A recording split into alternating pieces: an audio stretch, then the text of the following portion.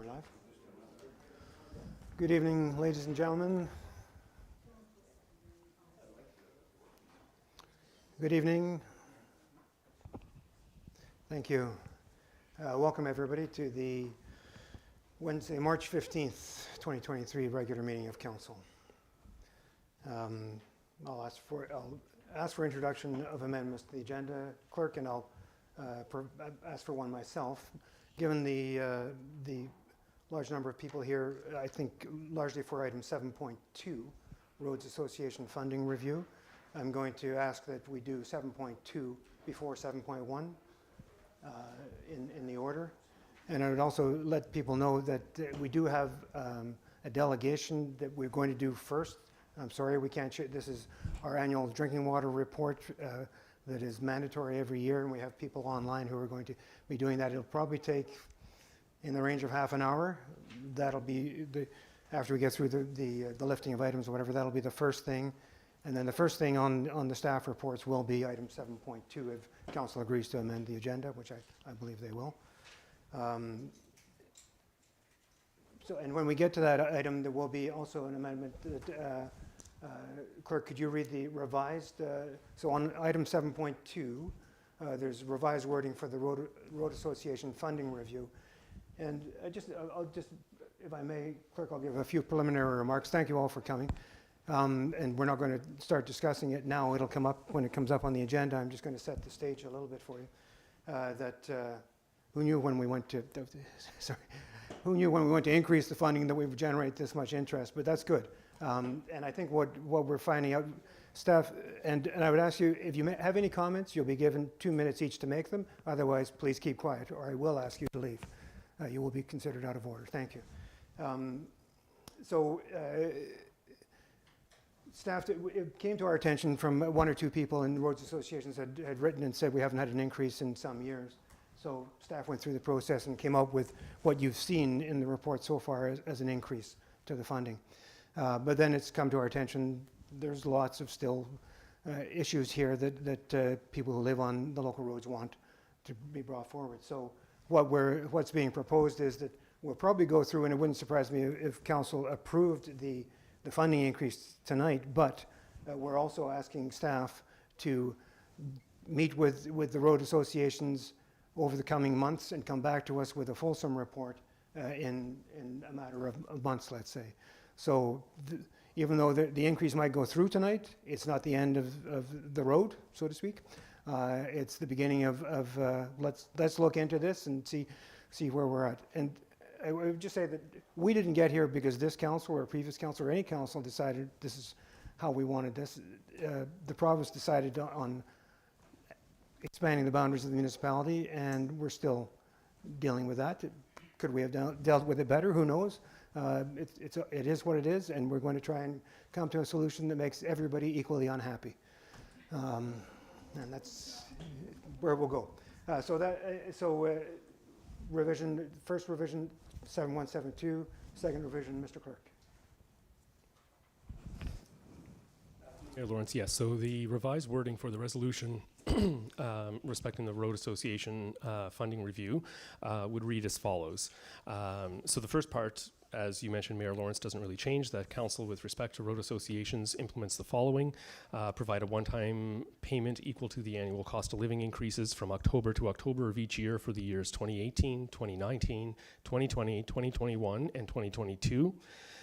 Increase the road association funding for 2023 based on the October increase in the consumer price index of 2022, which was 6.36%. Increase the road association funding envelope each year, commencing in 2024 and ending in 2034, based on the increase to the consumer price index from November to October each year. And further, that council directs staff to arrange meetings with representatives from each road association to discuss the potential implementation of a funding agreement with each road association and to report back to council on those consultations. So may I have a move? The motion is that the agenda for the regular meeting of March 15th be approved as amended. Moved by Councillor Lego, seconded by Councillor Cassidy. Any discussion on the amendments? Then all in favor of the amended agenda? Carried. Thank you. Declarations of pecuniary interest. To you, Mayor Lawrence. I have received one from Councillor Timpson regarding what is now 7.1 on the agenda, the Road Association review.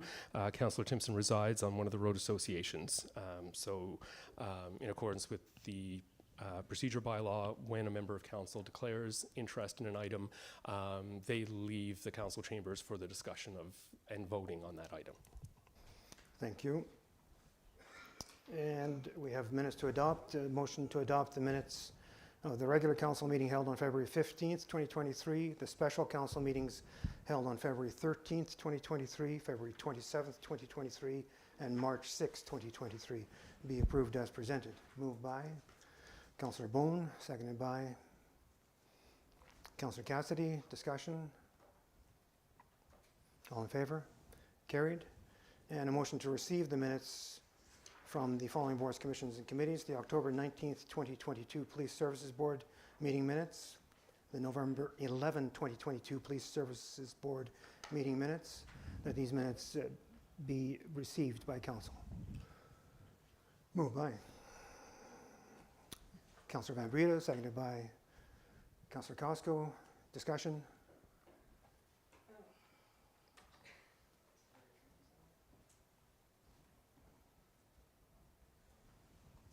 A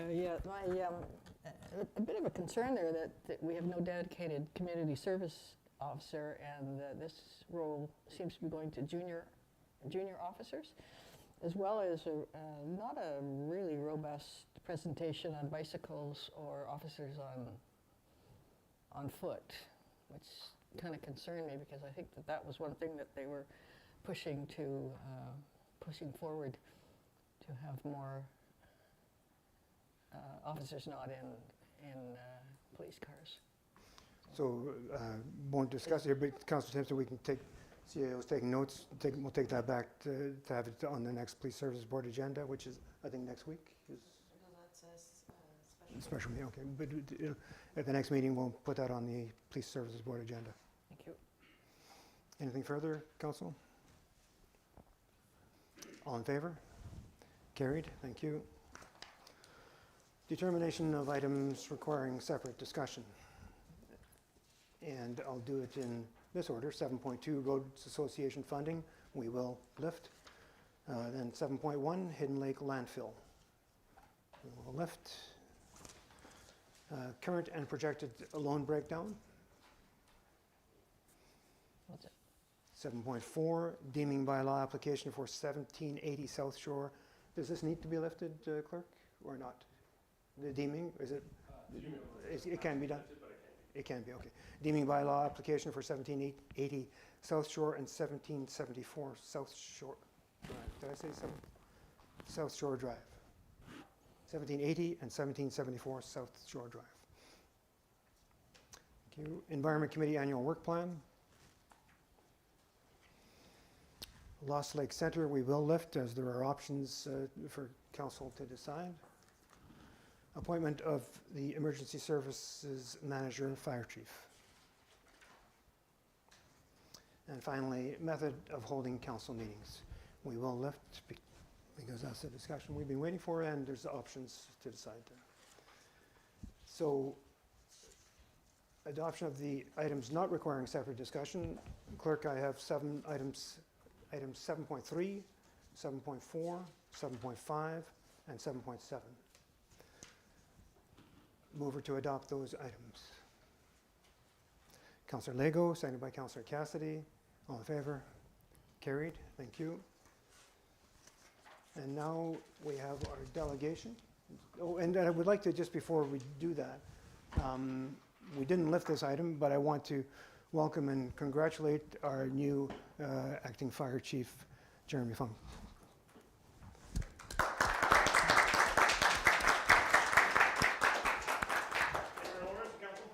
Congratulations, Jeremy. We'll look forward to working with you. And delegations. The council, I'll do the motion after?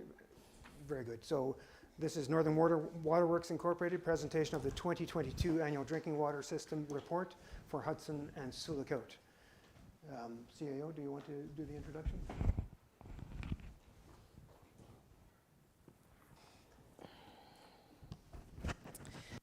Thank you. Through you, Mayor Lawrence, I'd like to introduce Jessica. Is it, I might mispronounce your last name, Happel? And from Northern Waterworks, and also Dan Perron from Northern Waterworks. Jessica will be presenting the report, and Norm will be here on hand to answer any specific questions council has. The table is yours. You got my name correctly? Perfect. It's exactly what it looks like. I'm just going to share my screen here.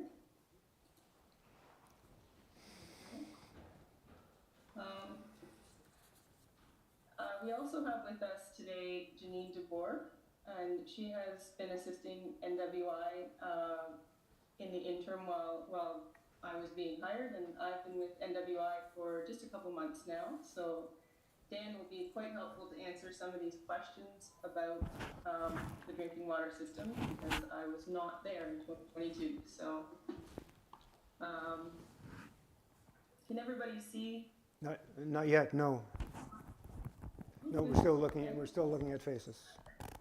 All right, there we go. Coming, Jessica, thanks. And council has, the report was distributed to council, just, I'm sure you know, at the end of last week, so council's had a chance to review the report. Looking forward to your summary. Perfect. So yeah, I'll just get started here. Why are we here? I'm going to go over a little bit just of the statutory standard of care, just to overview that for council. I understand there's a number of returning councillors and a number who are new to council, so it's certainly helpful to go over that information and a little bit about the Safe Drinking Water Act. And then I'll go through some highlights of the reports from both Sioux Lookout and Hudson Systems. And if you like, we can I can pull those reports up and we can take a closer look at them if you have some specific questions as well. So feel free to stop me in the midst of the presentation if you have a really burning question as well. I don't mind that. Otherwise, we'll just get to it here. So we start with the timeline of the Walkerton tragedy. This is really what precipitated what we do now in drinking water systems today. In Walkerton around 1978, they had developed a shallow well supply that was really prone to surface water infiltration. And then moving forward with the privatization of labs, the lab stopped reporting, so there was a bit of a communication breakdown there. And many of you may remember the Walkerton tragedy or may have heard about what happened in Walkerton because of the well and where it was placed and a number of other issues that happened. 7 people ended up dying and over 2,300 members of the community fell ill. So there was a large inquiry following that, and they really discovered that all over the place there was a breakdown, complacency at all levels, roles and responsibilities weren't well defined, lots of things went wrong. So there was a report that came out of that, and many of the rules and regulations that we follow today were strengthened because of that. So we have the Safe Drinking Water Act and the Clean Water Act that we follow now. And we have some of the best, most safest water in the world, really, in Ontario today. So this is Justice Dennis O'Connor was led that inquiry, and he said, this is a very important quote, "Given that the safety of drinking water is essential for public health, those who discharge the oversight responsibilities of the municipality should be held to a statutory standard of care." So that means that if you have a drinking water system in your municipality, then council, as the owner of that drinking water system, needs to understand that there's a personal duty and be informed, ask questions, get answers, be vigilant. It's really a shared responsibility. The province is the regulator, so we have to follow along with what the Ministry of Environment tells us to do. Also, the Ministry of Health and Long-Term Care gets involved, and public health, so your Western Health Unit. You as the owners of the drinking water system, the municipality, and then an accredited operating authority, which in your case is us, Northern Waterworks. So, what is the standard of care? So as a municipal official, you have to practice due diligence to protect public health when making decisions that could affect the drinking water. There are penalties. I don't think we'll ever get to that point, but it's an important thing for you to know. These are some of the duties. As owners and operating authorities, some fall to the operating authority, but you can't delegate all of your responsibility to the operating authority. There's a standard of care expected of the owner. So you're expected to provide water that meets all prescribed drinking water quality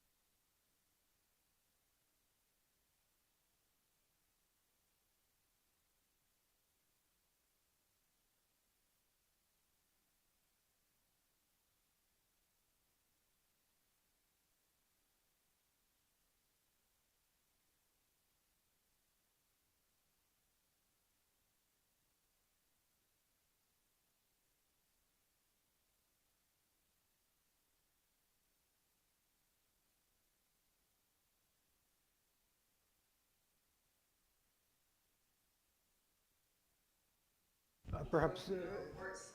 why don't we let Dan, do you have any comments, or we'll let council ask questions rather?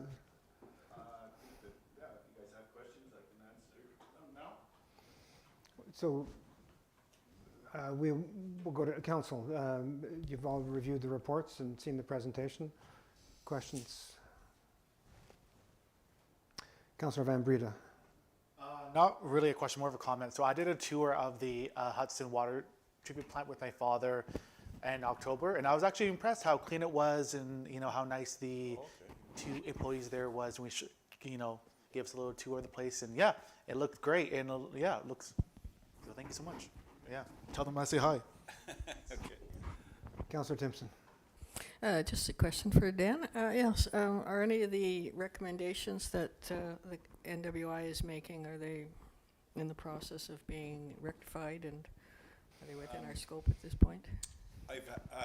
As far as the distribution system renewal goes, a lot there was a report put out by Kuwait Nansky, a hydraulic report for the distribution system, and it does show some places of improvement, or some short pieces of pipe that can be put in to try to rectify some of the problems, and in that report it's telling you how long the water is in the pipes. It's quite a intense report. So I have been in a little bit of discussions with Matt about it. We talked about it quite a bit, the manager for Public Works. But other than that, normally what happens is council comes up with where they want to renew the pipes, and you have to go for your funding and all that kind of stuff, and there has to be reasons for it. But I think that maybe more discussions on that need to happen. The water tower, the questions about the water tower right now, I don't know that the water treatment plant was designed to run the whole town of Sioux out off of the water treatment plant. We did install the high lift pumps. We installed variable frequency drives on there a few years back, so that we could attempt to run the plant on a short-term basis if something happened, say up at the water tower, we had to shut it down or whatever. I believe what happened is that there's a couple valves up there that won't close, so they need to be looked at right now, and then it needs to be fully tested to see if we can, first of all, pressurize the whole system. We can run it on pressure. We've got it all set up to do that at the water treatment plant, but it's never been fully tested until these valves can be closed. Then the second thing would be the volume of water in the clear wells might not be sufficient to run it for very long, and before we start running out of water, then which says we need the water tower there. The water tower is quite old. In the last inspection we did of it, the videos are available of it. It's 10 years ago, but we do have videos from inside with the ROV. It does show that at that time there was lots of turbulation inside the pipes in there. There was a layer of post flock or something in the bottom of the tank. So we're hoping to get another video of it done this year, but it would be probably a really good idea to look at having another engineered assessment to see what condition it's in. I know the outside of the tank was a question also, and then I think there was a few years back a price to get the tower painted again, and it came out really, really very high. But anyway, so those are things that I would like to sit down and discuss with council at some point, and decide how we're gonna move forward with that. Councillor Costco. She mentioned about staffing. Are you guys fully staffed? Right now we are, but I just had somebody resign or put in their notice today. So it's very hard, difficult to look out to keep staff. So what we're doing is we're recruiting from a lot of the colleges. So when the guys come out of the colleges, they have operator and training licenses. They get one for each subsystem of the municipality, and then we hire them on and we train them. We bring them up to usually about a class 1 or 2, which takes them a couple of years to get. Southern Ontario, they're having the same problem as us, but maybe even worse because they have bigger systems.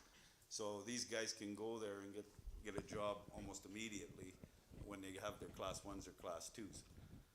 So it's very difficult for us to keep staff here. We're looking at different things. We'd like to try to, try to get local people to get involved with it. So when we have tours at the water plant, I tell the kids that come in there, if you're looking for something, after you're getting out of school, this is a good opportunity for you. And so that's one thing we're doing. We are going to some of the colleges and universities and putting our name in there and saying, we are here and we do help you guys get into the business. So that's what we're doing with that. But it is very difficult to keep them working here. Council, further questions?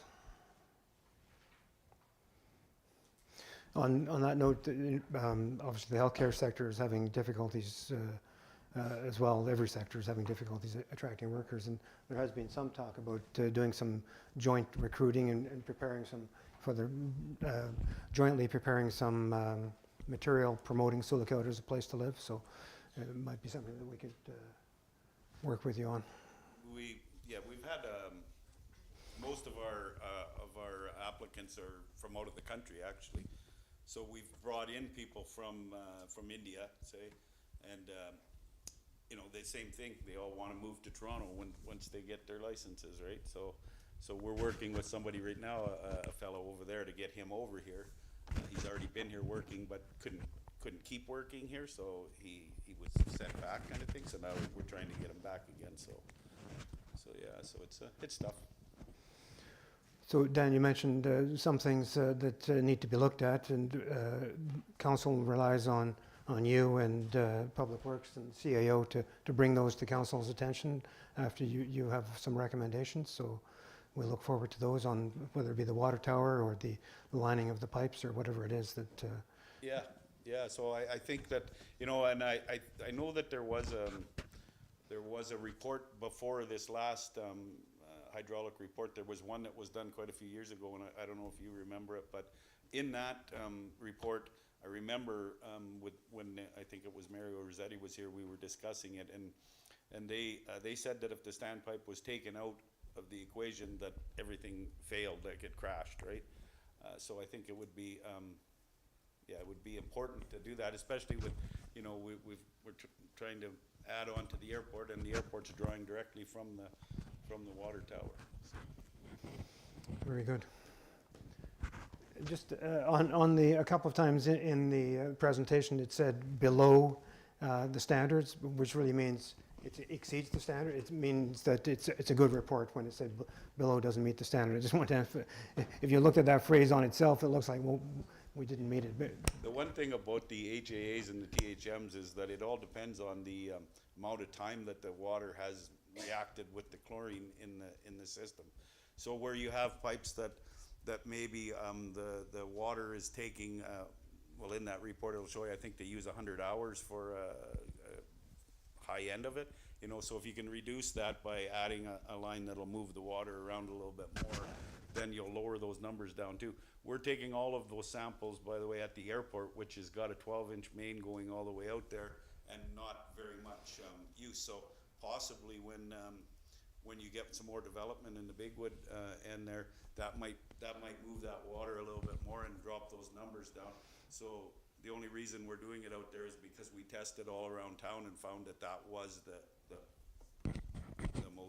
oldest water in there, basically. thank you. Council, anything further? No, just to wrap up, I would say this is, Dan, the second or third year in a row where adverse results. Like we've had a perfect report. I know last year was the same, Council, which is it's not typical. It's not the end of the world if you have 2, 3, 4 adverse reports. But we've had none. So congratulations and thank you very much for operating our system very well. Thank you very much, and thanks to Jessica.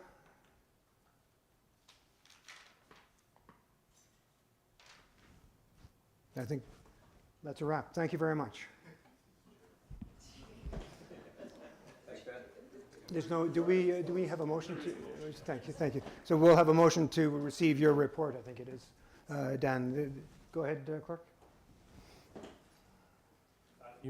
Through you, Mayor Lawrence, the motion reads that Council receives the 2022 annual report as per Schedule 22 of Ontario Regulation 170/03, drinking water systems for the Hudson Drinking Water System and the Sioux Lookout Urban Drinking Water System. The annual reports prepared by Northern Waterworks Incorporated are presented to Mayor Doug Lawrence, Council members, and CAO Michelle LaRose. Moved by Councillor Cassidy, seconded by Councillor Timpson. All in favor? Carried. Thank you very much. Thanks, Northern Waterworks, and Dan, thank you. All right. We'll now move on to staff reports, and as per the discussion, we'll do item 7.2 first. And thanks, Councillor Timpson. Item 7.2 is, I think, why everybody's here from the public, and I'll just, I know a few people came in shortly after we started, which is fine. I'll just repeat succinctly, try to make it succinct, that since the agenda went out and response that's come in, staff have prepared an alternate resolution. We may well just, council may decide to accept the increases today, but the resolution calls for meetings with staff to meet with road associations in the coming months and come back to council with a more fulsome report. So we'll read the resolution that's to put it on the table. It'll be moved and seconded. It'll be discussed at the council table, and then I'll go to the audience. And the rules of the game, so to speak, the bylaws are that if you get 2 minutes, any member of the public may speak for 2 minutes to a matter that's on the agenda. It's not asking questions to council. That's a different kind of meeting. You make your comments. And you have 2 minutes. If you're a delegate, just so you know, if you're a delegation and you've requested a delegation ahead of time representing a road association, the bylaw permits 10 minutes for a presentation. And at the next meeting we have, that may well be the case. We'll see how unhappy or happy or whatever everybody is as we go through this in the coming months. This came to the council table, and I know some people say, well, I didn't know about this. There's a lot of things that council doesn't know are coming to the council. They come to the council table, they're discussed, and then council either accepts them, makes recommendations to staff for further study or whatever, and move on, and the public can be as engaged as it chooses to be. Obviously, you've chosen to be engaged. So, thank you, and we'll put the resolution on the table, and then we'll have a discussion at the council table, then I'll come to the public. So the revised wording for item 7.2 as accepted in the amended agenda. The council, with respect to road associations, implements the following. Provide a one-time payment equal to the annual cost of living increases from October to October of each year for the years 2018, 2019, 2020, 2021, and 2022. Increase the road association funding for 2023 based on the October increase in the Consumer Price Index of 2022 of 6.36%, and increase the road association's funding envelope each year, commencing in 2024 and ending in 2034 based on the increase to the Consumer Price Index from November to October each year, and further, and this is the part that council directs staff to arrange meetings with representatives from each road association to discuss the potential implementation of a funding agreement with each road association and to report back to council on those consultations. Moved by Councillor Cassidy, seconded by Councillor Van Breda. Discussion. Councillor Costco. I noticed in Mr. Tudhope's letter that he alluded to a different tax rate. Is it possible for us to investigate what other communities do with that? The tax rate is not on the table tonight. Tax rate, we discussed that in the budget meetings. Tax rate, and let's acknowledge we have higher taxes than most regional municipalities, but it's not on the table. The tax rate is not on the table. Some municipalities, if there's less services, they have a different rate. So that can be, perhaps in the report that comes back, you can refer to that. That's what I'm asking for. Very good. So can we investigate what other municipalities are doing, what the cost of that would be to the big picture, if it is feasible, if, you know, what options are available to us to have, if there's less services, if there would be a different way. Staff, do you, thank you. Council, further comments or questions? Councillor Bone.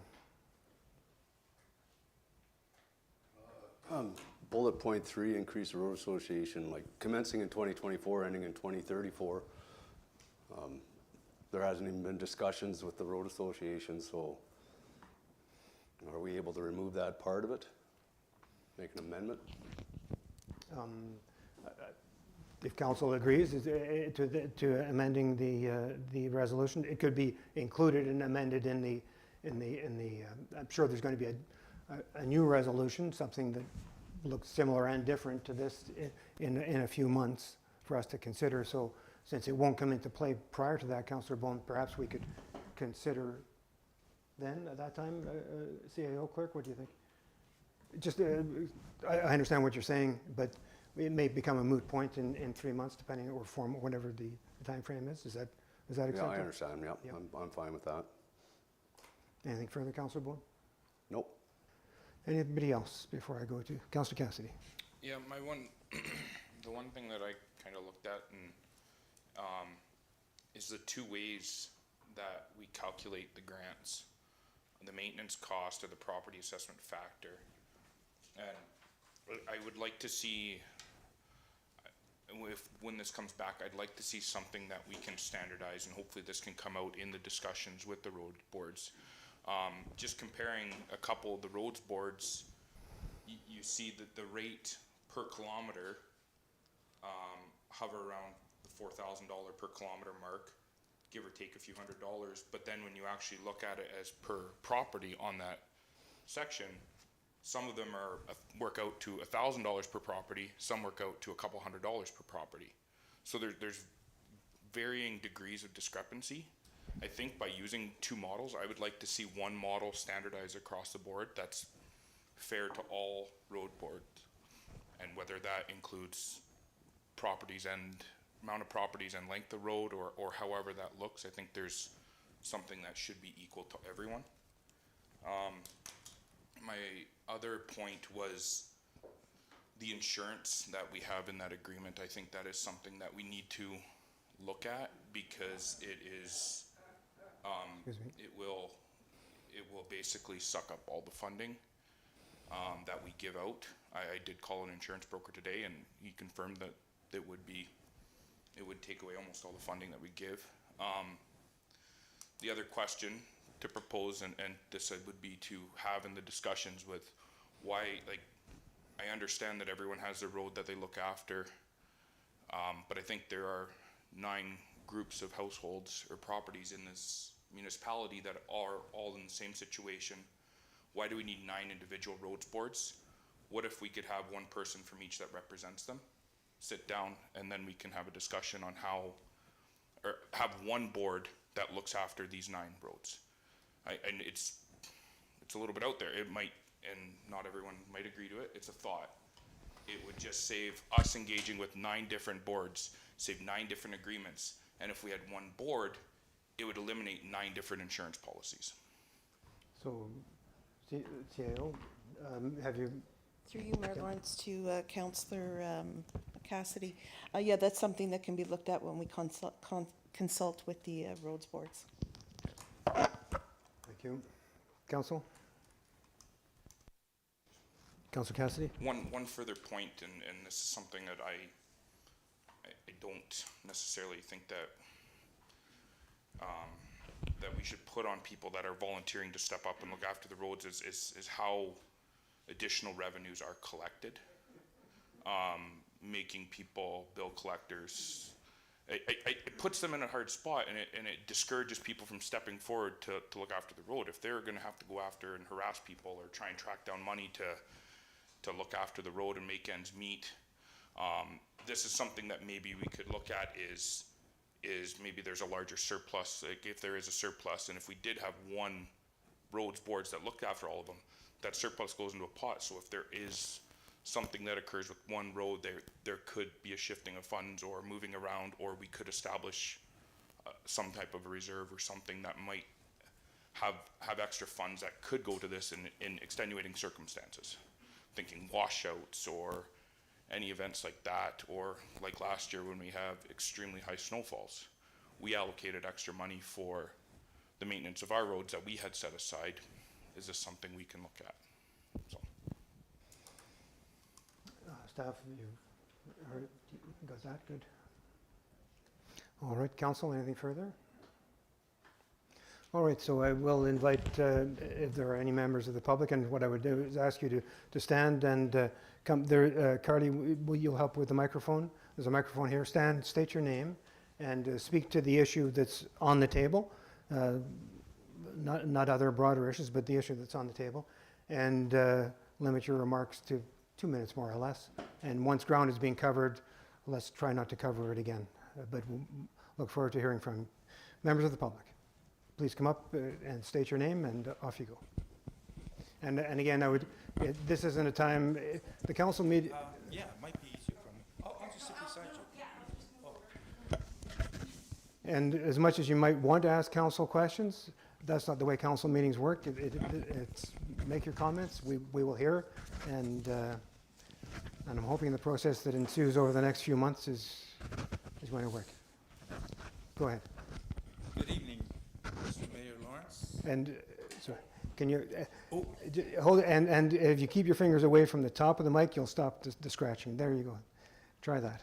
See, this has changed from 40 years ago when I was on council.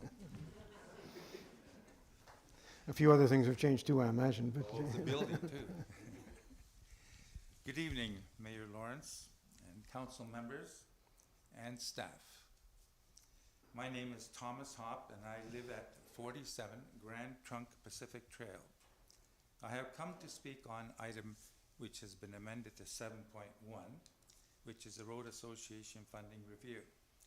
I have lived at this address since 1998.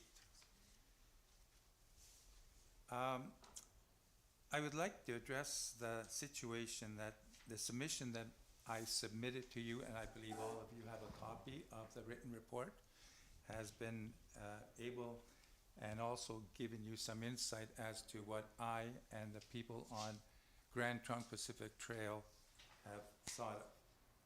Having spoken to the road associations, many who I have spoken to directly are 100% against this proposal. And they cannot understand why it has even come to become an issue or as a table topic. We recommend that this whole proposal be either withdrawn or scrapped, with the exception of what the Mayor Lawrence mentioned, the 5-year retroactive payment that we understand is coming to us. However, the retroactive funding, which is really coming to us, may not be sufficient based on some of the requirements that we have of the insurance, which was addressed by Councillor Cassidy. We do want full transparency from this community and from the town, and we are willing to give it. But unfortunately, we haven't been able to offer any assistance or information because we haven't been invited. But now, according to Mayor Lawrence, we will be. I do not have any animosity, anger, adverse feelings, or issues with this council. However, that may change. thank you. Other members of the public who wish to speak, please step forward and take the mic. State your name and. I don't know if I need a microphone. I got Well, a you- loud If voice. it, I would use it so that it gets onto we record all the meetings Recording, okay. for transparency, and Am I holding it? you look good. Hi, I'm Sue Buckle. I live on Voyage North Road. I own my property outright. I insure my property, and I'm a little bit confused. Maybe I misunderstood, but As far as the liability and what have you, I get the feeling that you want to wash your hands of any responsibility for the road. At the end of my driveway, there's supposed to be a 66-foot road allowance. There's probably 46 the last I measured, because it's grown in on the opposite side across. And again, I'm with the understanding that because the town doesn't want to have any responsibility if something happened, that therefore maybe we should get insurance. And so I personally can't see getting insurance for a road that belongs to the town / crown. That's my thought. Thank you. Thank you. Are there any other members of the public? Please step forward.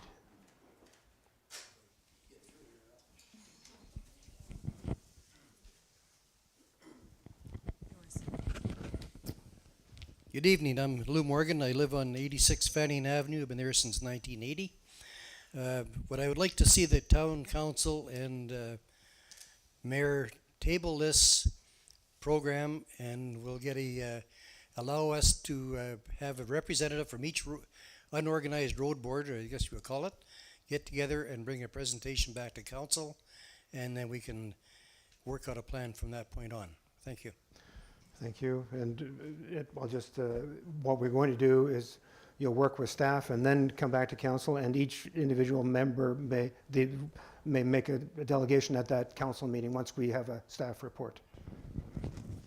We'd like to take and put an ad hoc committee together and have one spokesman for all of the roads boards instead of having a whole bunch of people speaking forward. And we can maybe sit down, iron out the can of worms, and go forward. I think that staff would welcome that if that could be achieved. I'm guessing they would have, so thank you for that suggestion. We'll see. I if think we can we'll take try that. and work forward with that. Thank you. Thank you. Other members of the public who wish to speak, please step forward.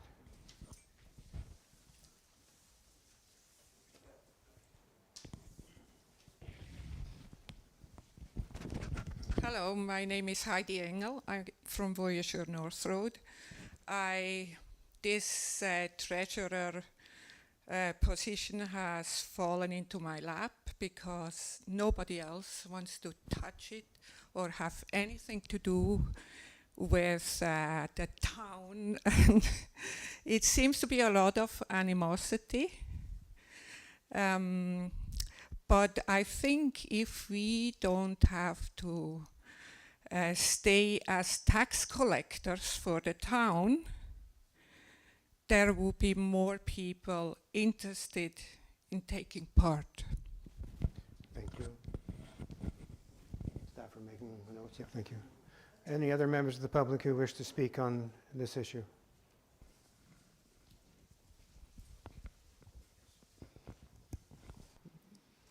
Are you stepping forward? Yeah, please do. Yeah. Oh, sorry. You. Go ahead. Thank you. Thanks for this opportunity. I'll try to sit. My name's Tom Terry. I live on Voyageur North Road. I've lived there since the early 1970s. Can you lower your fingers? Thanks. Sure. I've lived there since the early 70s and been through this whole process. It's great that I think that there's maybe a little progress being made tonight. I wanted to acknowledge, and with all due respect, the deferring of some of the decisions that were going to be made tonight. And I wanted to commend Councillor Cassidy for his astute analysis of some of the details, some of the fine print and the things that are lost in between the lines. I don't wish to become bogged down in some of the details about who pays for what when. I do wish, however, to comment or reflect on some of the things that, some of the details that we received, and some of the animosity that we've heard about already, and some of the things that maybe brought this good crowd here tonight, the feelings that, the perceptions that people have. As a town resident, I was really surprised when I read the recommendations this morning, by the way. We made our roads group made a submission to the town, and that was our most recent one in 2015, that's 7.5 years ago. We were told that there would be a new system for doing this work around the roads, and that would be in a year or two, we were told then. So we were patient. When I saw these agreements and I looked at it, and I have to admit that I felt like I was being conned when I read that stuff. The dictionary defines a con as an abuse of confidence, when someone or something tries to persuade another of something by deceiving them. It's synonymous with swindle and defraud. And when I read the documents for the first time, that's how I felt. I successfully averted a fraud attempt at my house on an internet fraud attempt. And I felt the same way this morning when I read those documents as I felt when I was being conned. Some reflections on me being conned. The purpose of the report. When I read in the documents about the purpose, why we're doing this, it's all about financial due diligence, which I expect the town to be doing anyway. I mean, I expected that, sure, okay, we got some increases coming. Okay, that's what I think people would expect. Nowhere in there in the purpose is there anything about liability or shifting liability, responsibility, and there's nothing about that in there. So I read down, I go back to the purpose. Well, what's really being pushed on me here? It did not indicate the purpose was to have the town or the liability shifted. The reliability for maintaining standards of somebody else. Also, there's multiple instances of the words private roads. These are not private roads owned by the road associations. No individual homeowner along our road has the legal authority to enter into any agreement with any other party about those lands, much less purchase liability insurance on the property that we don't own. I've just been dealing with my insurance company about changes with my property and liability insurance, and I had to produce documents that showed that I own that property before I could insure it. How are we going to do that as roads associations? The road association roads, those are crown lands. They're within an area for which the town has municipal management responsibilities. The formal relationship around those crown lands, that's between the town and M&R. Also, there's several places in the agreement, the documents, they talk about supporting the roads associations with funding to complete maintenance on the road. I'm sorry, it's difficult for me to see support in this way. When I pay someone for road maintenance, they do not provide the maintenance, but then they decide to give me some of the portion of the money back that I paid them to do the work in the first place. Somehow, that doesn't feel like support to me. And when someone says, we're going to support you this way, I get cautious. It sounds like a con to me. Not surprisingly, many of the rural residents or the homeowners are betrayed. They feel betrayed, these people behind me here. I know it. I've talked to a few of them today about it, and that's how they feel. When amalgamation occurred, the message from the town was that they were responsible for the roads included in the annexation, and that the significantly increased taxes levied on rural residents included taxes which were earmarked for maintenance of municipal roads in the outlying areas.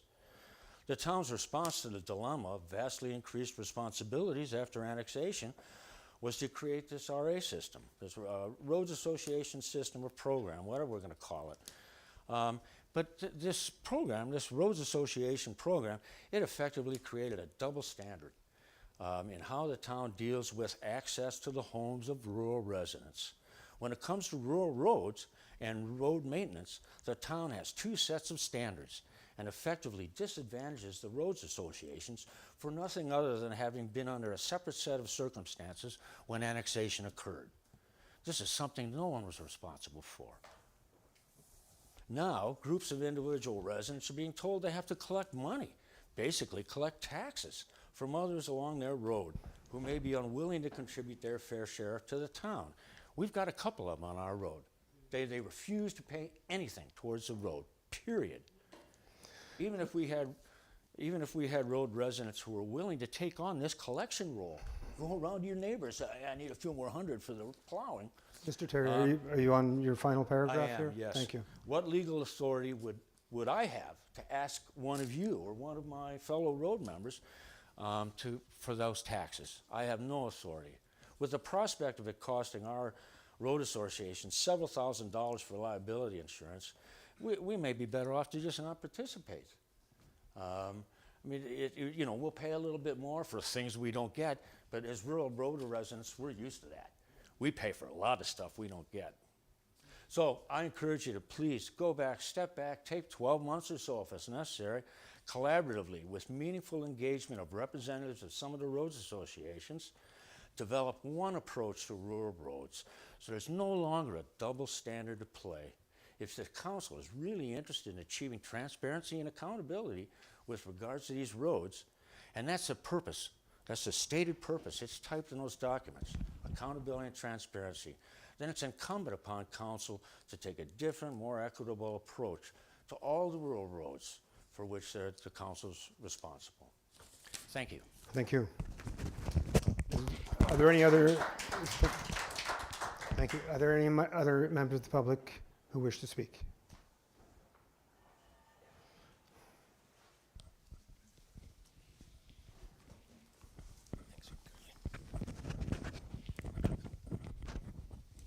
Good evening, everyone. I'm here tonight as John Carnican, the District Manager with the Ministry of Natural Resources. I think today, much like probably many members of council and mayor and probably some of the managers in the municipality here had quite a number of phone calls at my office and to my desk today, which is good, right? And tonight, I just wanted to let you folks know that we want to be part of this solution as well. These are roads that are on Crown land. We've had discussions, and these discussions have ebbed and flowed over the 30 years that I've been here, and probably time for another discussion about what options we have, and I think we could bring a lot to the table when it comes to discussing those options, so thank you. Thank you. Anybody else who wishes to speak? Please step forward.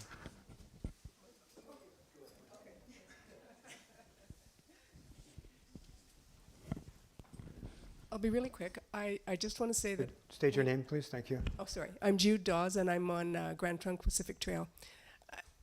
I like my road the way it is. I like my quiet, narrow, twisty road. Keeps the traffic low, and it gets us access to our properties. I don't need an improvement. I just need a continuation. Thank you. Anybody further?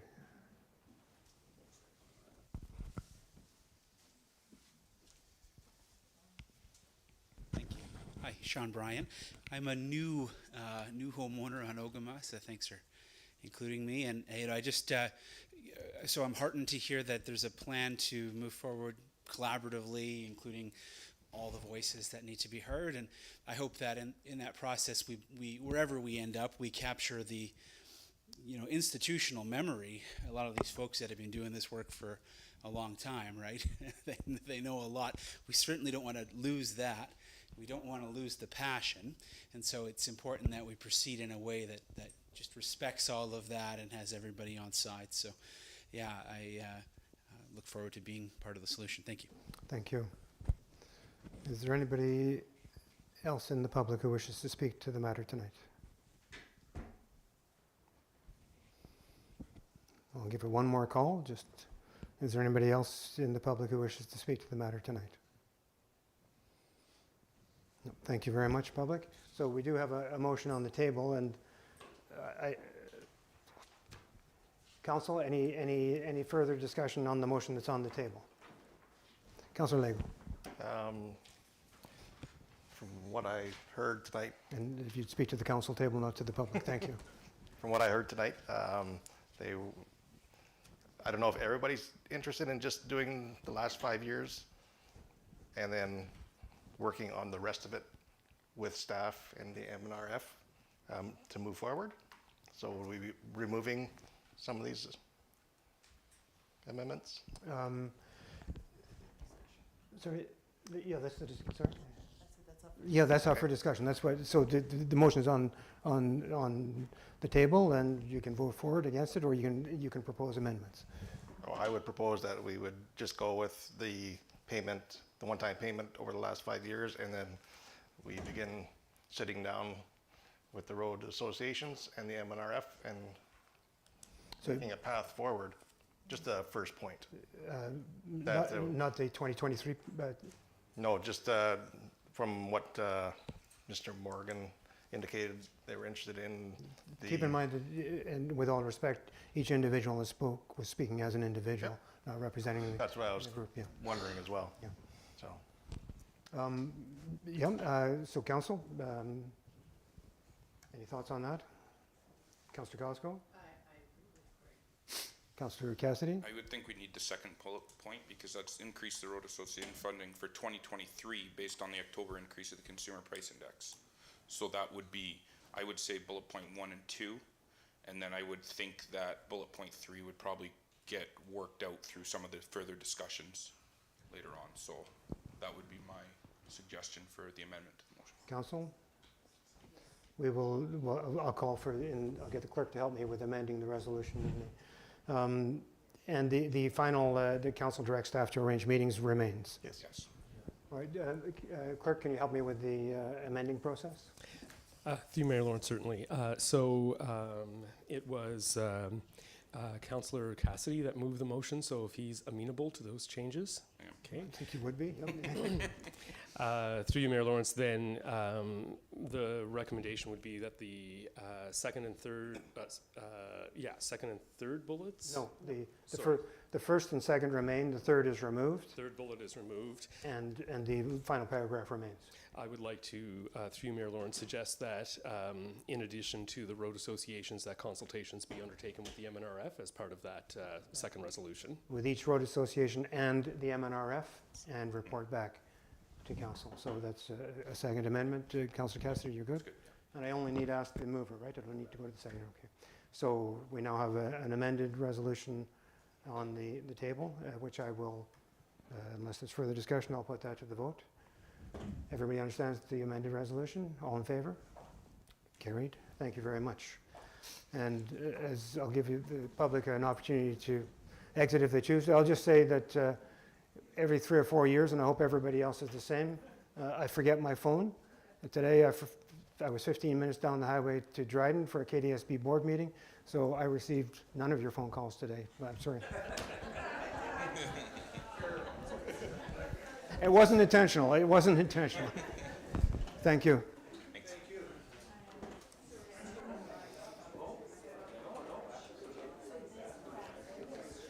We'll just pause for, does anybody, and we'll need Councillor Timpson back. I'm sure she'll, do we need a break?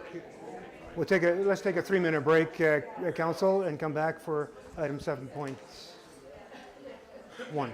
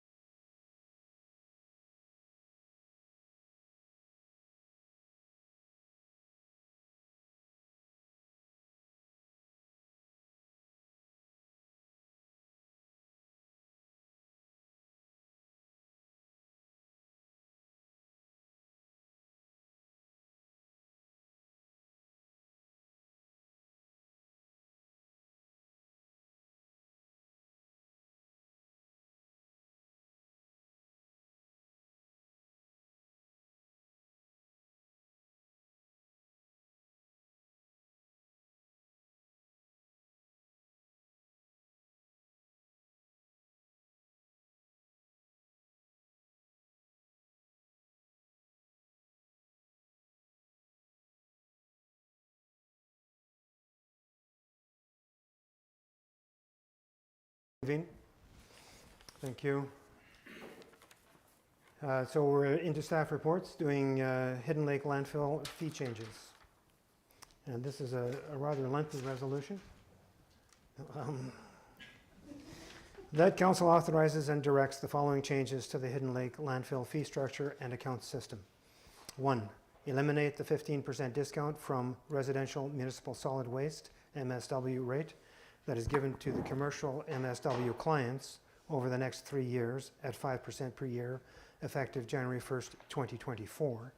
2. Implement a new account system whereby only those businesses that are active and pay commercial taxes can have an account, no residential customers to have accounts. 3. Hold the current landfill fee structure through December 31st, 2023, i.e. do not implement the annual June to May consumer price index increase in June of 2023, and then implement fee increases annually thereafter based on the November to October change in the consumer price index national, which would then be implemented on January 1st of each year. And further, that council authorizes and directs the implementation of a $10 administration fee for any account invoice that is under $25 each month, effective April 1st, 2023. And further, that council authorizes and directs the transfer of $200,841.35 from the 2021 municipal surplus to balance the landfill closure reserve fund based on the 2021 landfill post-closure costs balance of the as indicated in the 2021 consolidated financial statements. And further, that council confirms and directs staff to allocate taxation revenue to be transferred into the landfill closure reserve fund based on the previous year's audited financial statements as provided for in bylaw number 18-17, being a bylaw to provide for the establishment and maintenance of a landfill closure reserve fund. Moved by Councillor Lego, seconded by Councillor Cassidy. Discussion. Councillor Timpson, then Councillor Lego. Yes. Yeah, I just have, there's a couple of problems that I noted concerning the commercial rates. As we know, the commercial people, they pay for their own recycling. And what we've done is we've taken away any incentive they have to keep their waste down. For example, we're taking away the 15% discount, and then we're charging them 10% or $10 if their fee is under $25. And I believe that all that will do is they will just increase their garbage and reduce their recycle, keeping in mind that their recycling is not free the way it is for ourselves. So I would like to see, I would like to see that taken out, because I think they're both disincentives to commercial to keep waste out of the landfill, and we want to preserve that landfill as long as we can, and the more we can do to encourage people to not throw their garbage or to I think the better it'll be for the environment and for the landfill. So. Thank you. CAO, did you want to direct any staff response? Or? Through you, Mayor Lawrence, I'd like to comment on that. It's my understanding through the new recycling program, the full producer responsibility, that the commercial properties, the commercial commercial businesses will have recycling that will come online that will be free. Correct me if I'm wrong, Matt? Yes. Okay. Is that? Yeah, I was not aware of that. It's still, though, I think it's a disincentive, the $10 fee. It would be a disincentive to keep your waste down. So essentially they're penalized for not having a lot of waste in a month. So. The $10 administration fee of your account is $25. Yes. Yeah. Staff, any response? Staff? Yep. No. You want me to do it? Sure. Okay. Through you, Mayor Lawrence, one of the issues in regards to the request that's coming in regards to the $10 fees is we have a couple of individuals. It fluctuates every month. I'd like to say anywhere between 10 and 12 different individuals, not individuals, customers that use the site. Sometimes their monthly fee is $5. Sometimes their monthly fee is over the $25. It takes a lot of administration's time to go through all of their tickets and to put it all together and to invoice and to mail out and everything else, which is why we're recommending the additional fee for customers whose bill per that month is under the $25. Councillor Lego? Are those individuals or are they those businesses? Sorry, businesses. Okay, all right. Councillor Van Breda? Councillor Lego? Yeah, just again, in regards to the 15%, the last multiple years, we've had healthy profits at the landfill. 2022 was $112,000. We have a healthy surplus sitting there right now of $605,000. For me, I don't see why we would be changing that if we're still making money every year at the landfill. For the 15% reduction, I say we keep the 15% discount and move forward onto the next one. May I, I'll just take, you used the term profit. Is that profit, does that not go to the reserve fund, the landfill reserve? Through you, Mayor Lawrence, that is correct. So really, in a sense, it's not profit, it's built in. We need to build that surplus in so that we can address the reserve fund, and we do it through user fees. So I'm not trying to. So we had a surplus of $112,000. Yeah. And we have a total surplus of $605,000. Which is surplus or, sorry, which surplus? So we had a surplus in 2022 of $112,000 from the landfill. Yes. And then a total surplus over the years of $605,000 sitting from the report. And how much is the reserve fund, how does that equate to the reserve fund? The landfill reserve, sorry, CAO? Through you, Mayor Lawrence, so the landfill reserve is specifically used to operate the landfill in itself, any sort of equipment. Sorry, I guess I'm talking about, I'm wrong. It's the post-closure fund that I want to talk about. That's what I'm referring to, yeah. I can talk about that. Okay. Sorry, that's what my point was. It was post-closure, not, yeah. Well, the 15% is for commercial users. So that's what we started at, number one. And so anyway, for the landfill post-closure, what I would like staff and council to consider, that I guess the clerk on March 8th sent us a list of answers to the questions we had. One of the answers was, moving forward, we would have to put about $83,000 or $82,374 per year to meet our projected financial obligations for the post-landfill closure costs. And as I mentioned during the budget process, in 2024, there'll be money made available as the municipality will no longer have to pay out recycling fees. The amount currently allocated in 2023 budget for recycling was $207,000. If staff can come back to council with a dollar value needed, whether it's going to be the $83,000 or higher, I would like to see that money used for the 20. I would like to see that money used for the post-closure for the landfill. So through you, Mayor Lawrence, I just want to make sure that I have this correct with how you're wording it. So any sort of, so right now we budgeted the 207,000 for the recycling. If we don't spend all that money in 2023, you want to use that difference? No, to put in? That money is still going to be in the budget for 2024. that 207,000, you're not gonna give that money back to the taxpayers. So there's gonna So be. you want to use the taxation dollars that we Taxation, would have yeah. used for the recycling program to be placed into the landfill closure Yes. reserve? Yes, that's what I would like. Certainly.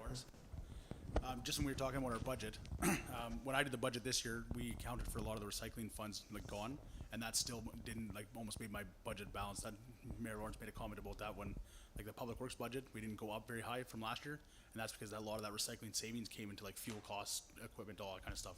So we didn't really gain a lot with that, just in the cost of like everything rising so high.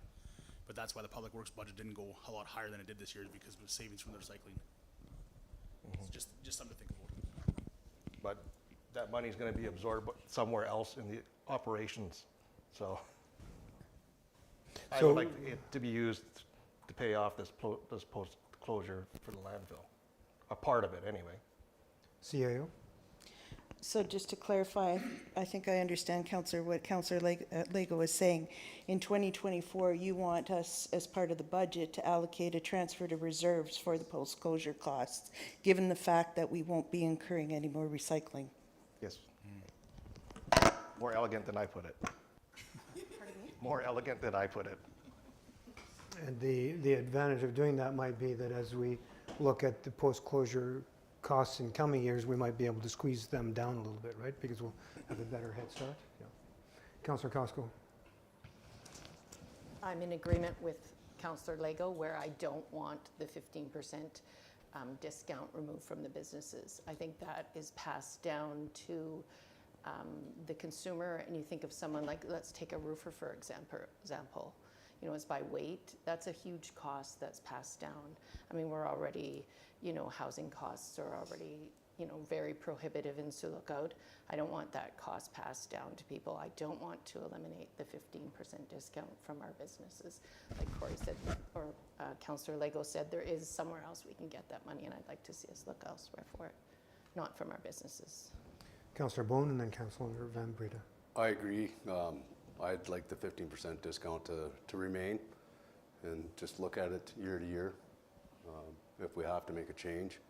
And furthermore, back to the $10 administration fee, I kind of spoke about this earlier of having a minimum charge for a commercial account, $50 a month, $35 a month.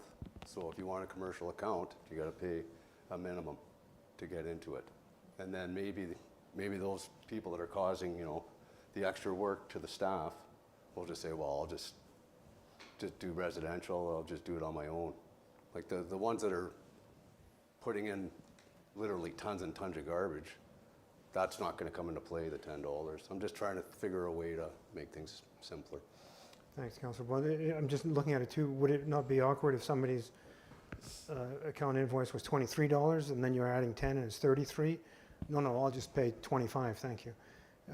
So that I'm at 25, so you're not going to add 10? You see what I'm saying?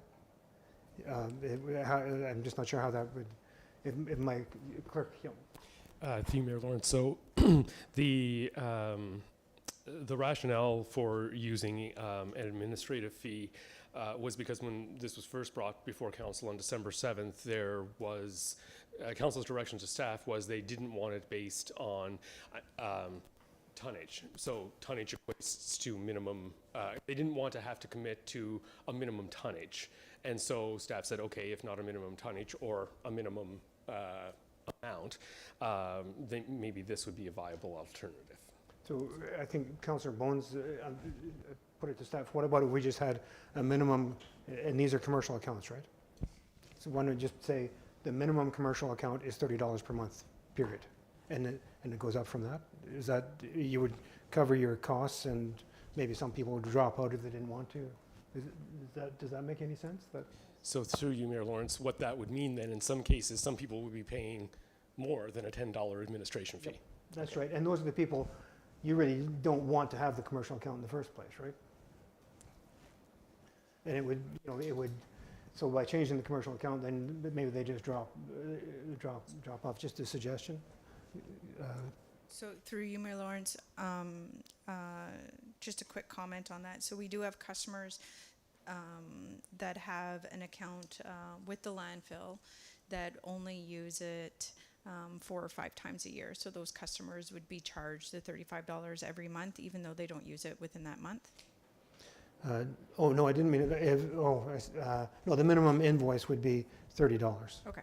Is that, then if you don't use it, that's fine. You're paying nothing. But when you do use it, you are going to pay for the administration fees associated with it. Okay, I just wanted to make sure that I had it right. Well, no, I didn't have it figured out. Thank you.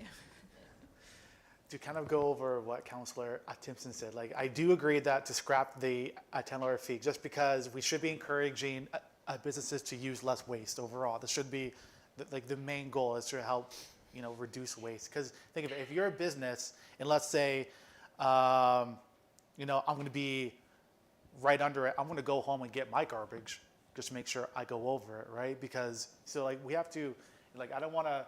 Someone who's just over it be okay, now you're gonna get, it's almost like, it feels like almost like an overdraft fee, which kind of is like just because you go under, you know, $1 in your account, now you're charged $40 or something like that too. That's kind of what like it feels like. And again, kind of to go over what Councillor Costco said, like a lot of these costs just be passed down to the customer anyway. So I feel like at least scrapping that $10 fee would, I don't know, would probably be better in the long run to kind of try and help reduce the amount of waste that the commercial entities do.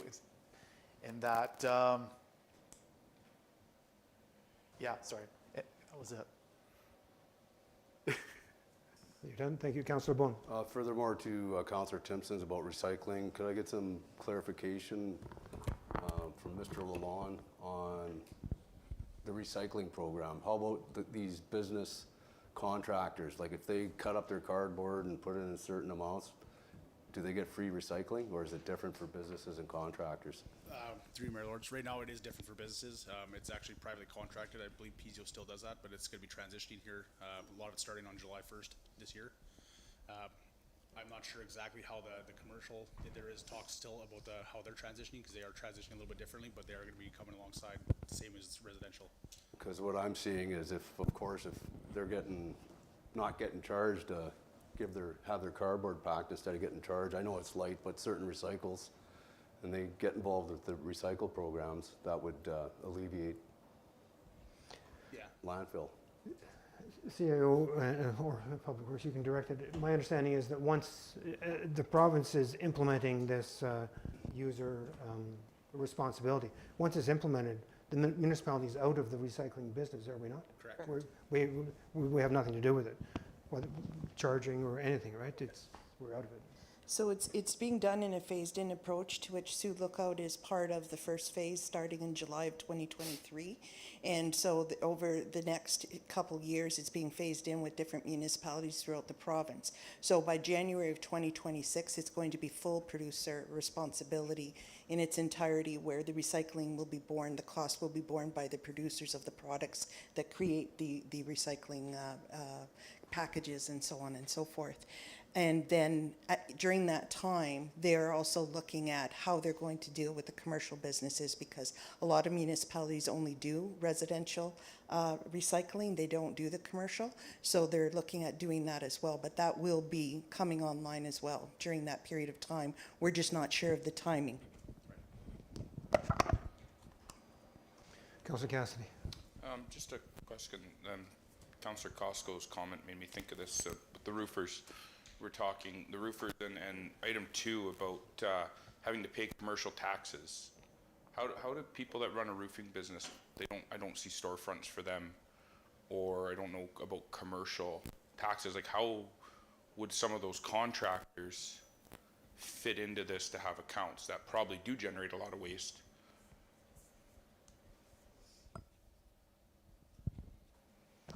Through Mayor Lawrence, I would like to defer that to Matt and Carly, because they deal with the accounts mostly.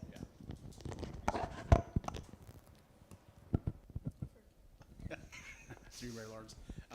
I know that would be a little bit more tricky to navigate. I would assume that if they have some kind of business, obviously they'd have a registered business. They can go about it that way.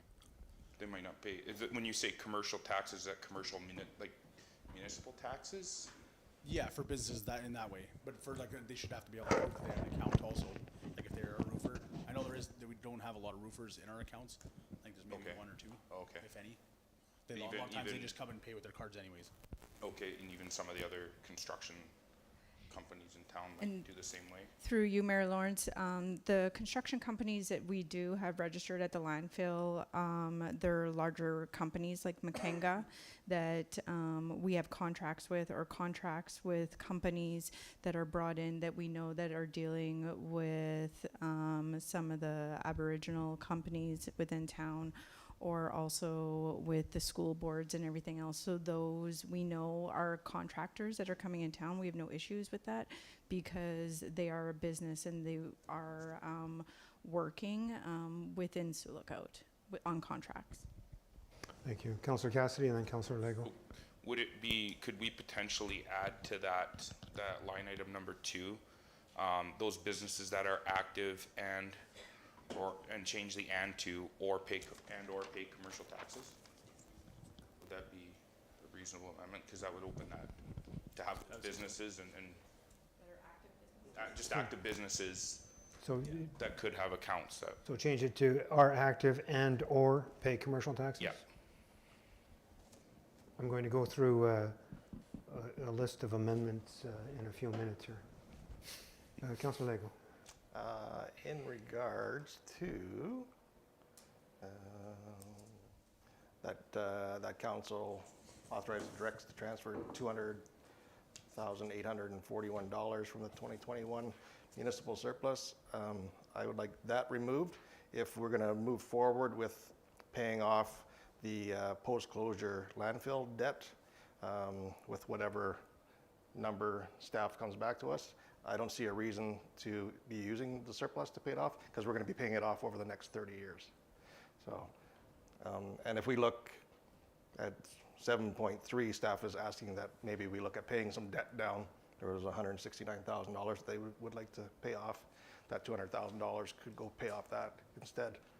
So I think we have a direction moving forward with the landfill post-closure costs, hopefully, and I would like the $200,000 removed.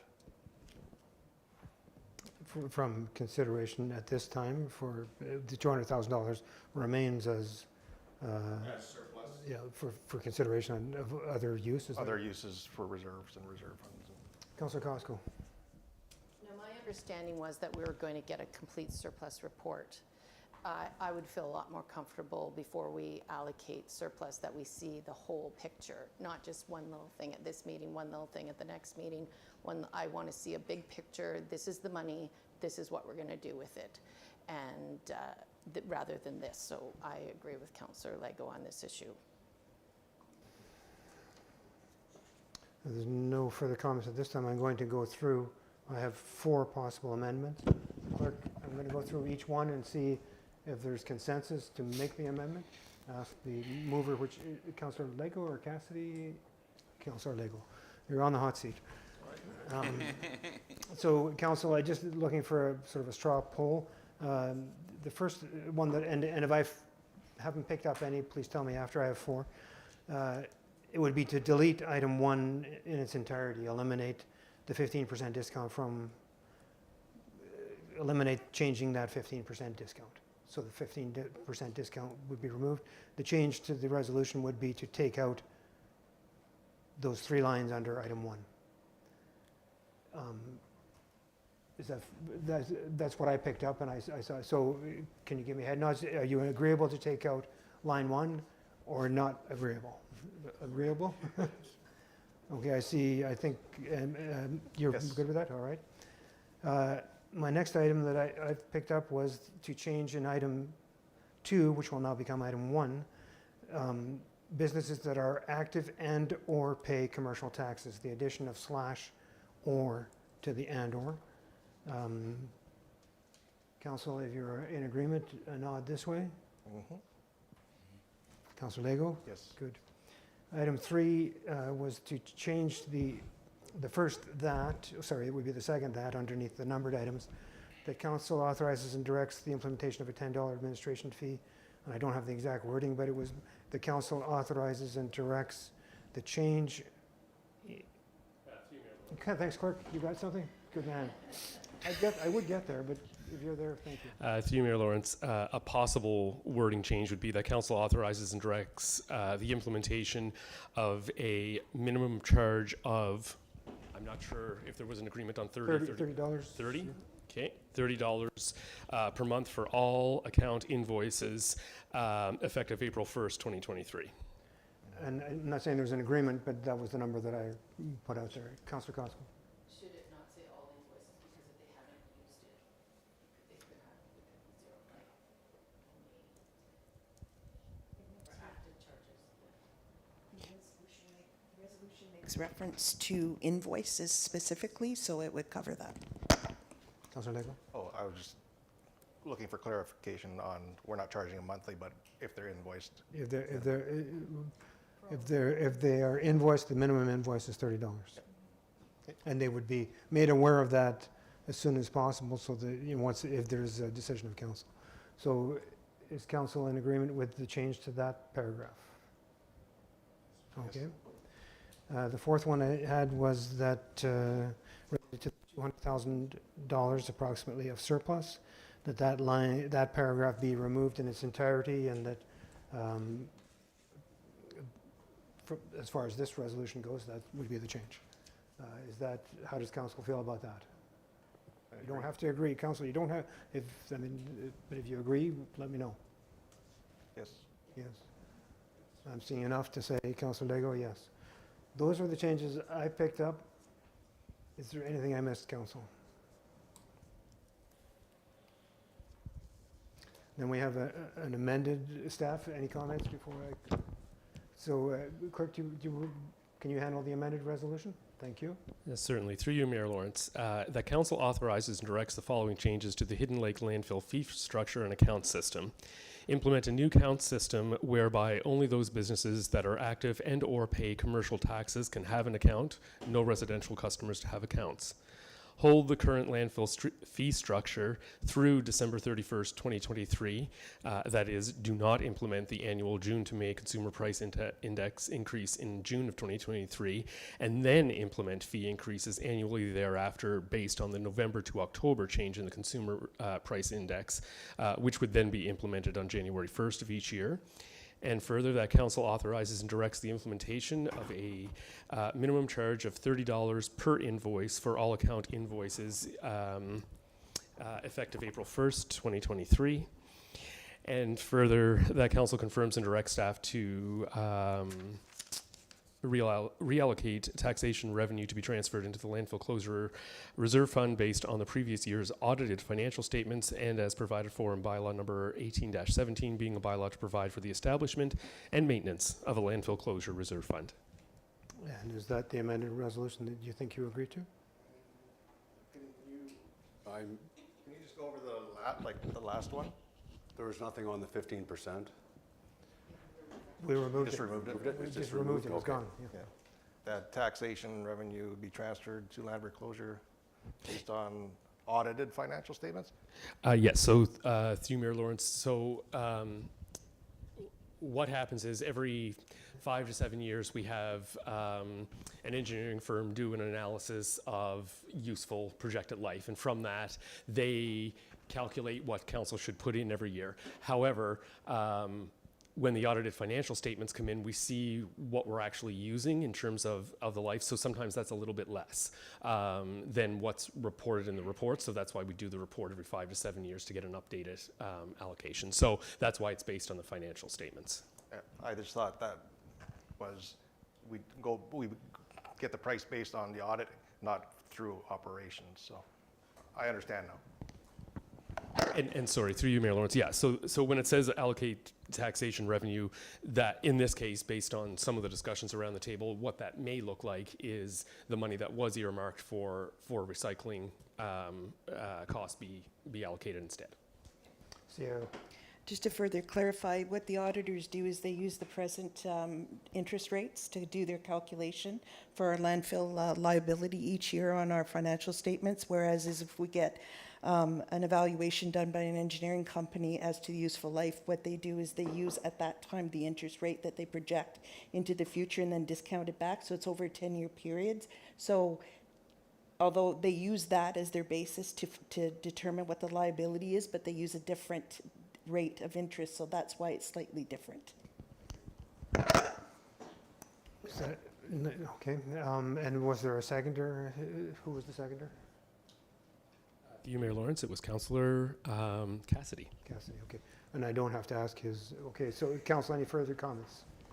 Yeah, I don't know who could possibly only spend $5 a month in waste of a business, but I think it would be worthwhile to write to those people and explain the situation and invite them to get an individual and compliment them for keeping their waste down, because we have to keep our waste down in that landfill if we're going to keep it for another 40 years or whatever it was. So I think it's worthwhile that we make a statement that we appreciate their stewardship. Councillor Cassidy. So we're gonna congratulate them for driving 15 minutes there and back to throw out $5 in garbage? No, for keeping their garbage down. I think we're... That's the principle. I think we're suggesting a letter go out to the people who would be affected here. We know who that is. That a letter, an explanatory letter goes out and it can be framed as positively as possible. Yeah. I think that's the main point, is to be positive and for those people who are keeping their waste down. Yeah. Good. Anything further? Councillor Costco. I actually agree with Councillor Cassidy on this one. If you only have one bag of garbage, you should not be driving to the town dump. You should be buying a bag tag and putting it on the curb and saving the gas and helping the environment.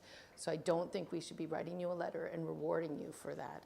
I think that we should send them a letter inviting them to get an individual account or purchase bag tags. Like,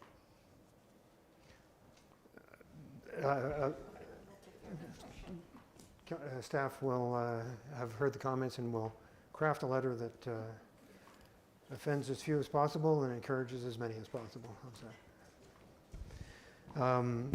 If there's nothing further, all in favor of the amended resolution? Carried. Thank you.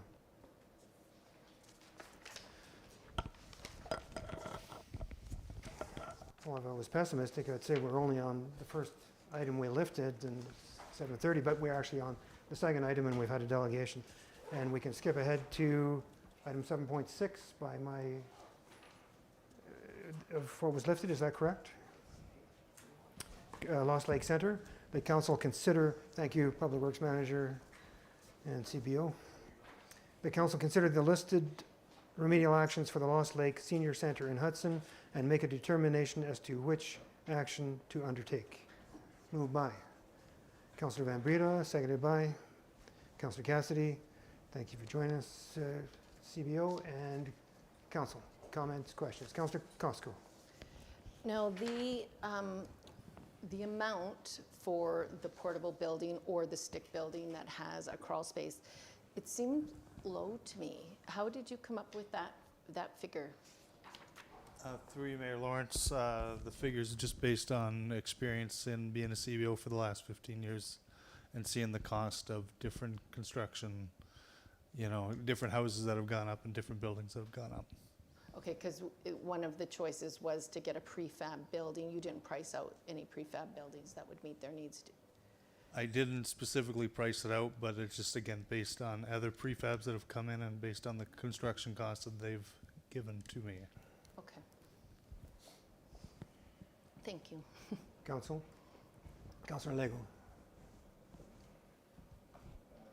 Just a question regarding amalgamation.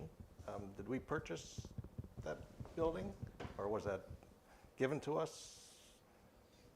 Through you, Mayor Lawrence, I'm not 100% sure. I did look through the property file and the files I have, and it just indicates that after amalgamation annexation that the residents of, or I guess the senior center at the time, or whoever operated the building at the time, requested that the municipality take it over. Okay. And did I see in the report a question that asked whether the municipality still wants to remain a landlord, like rebuild, tear down, pay for that cost, rebuild, pay for that cost?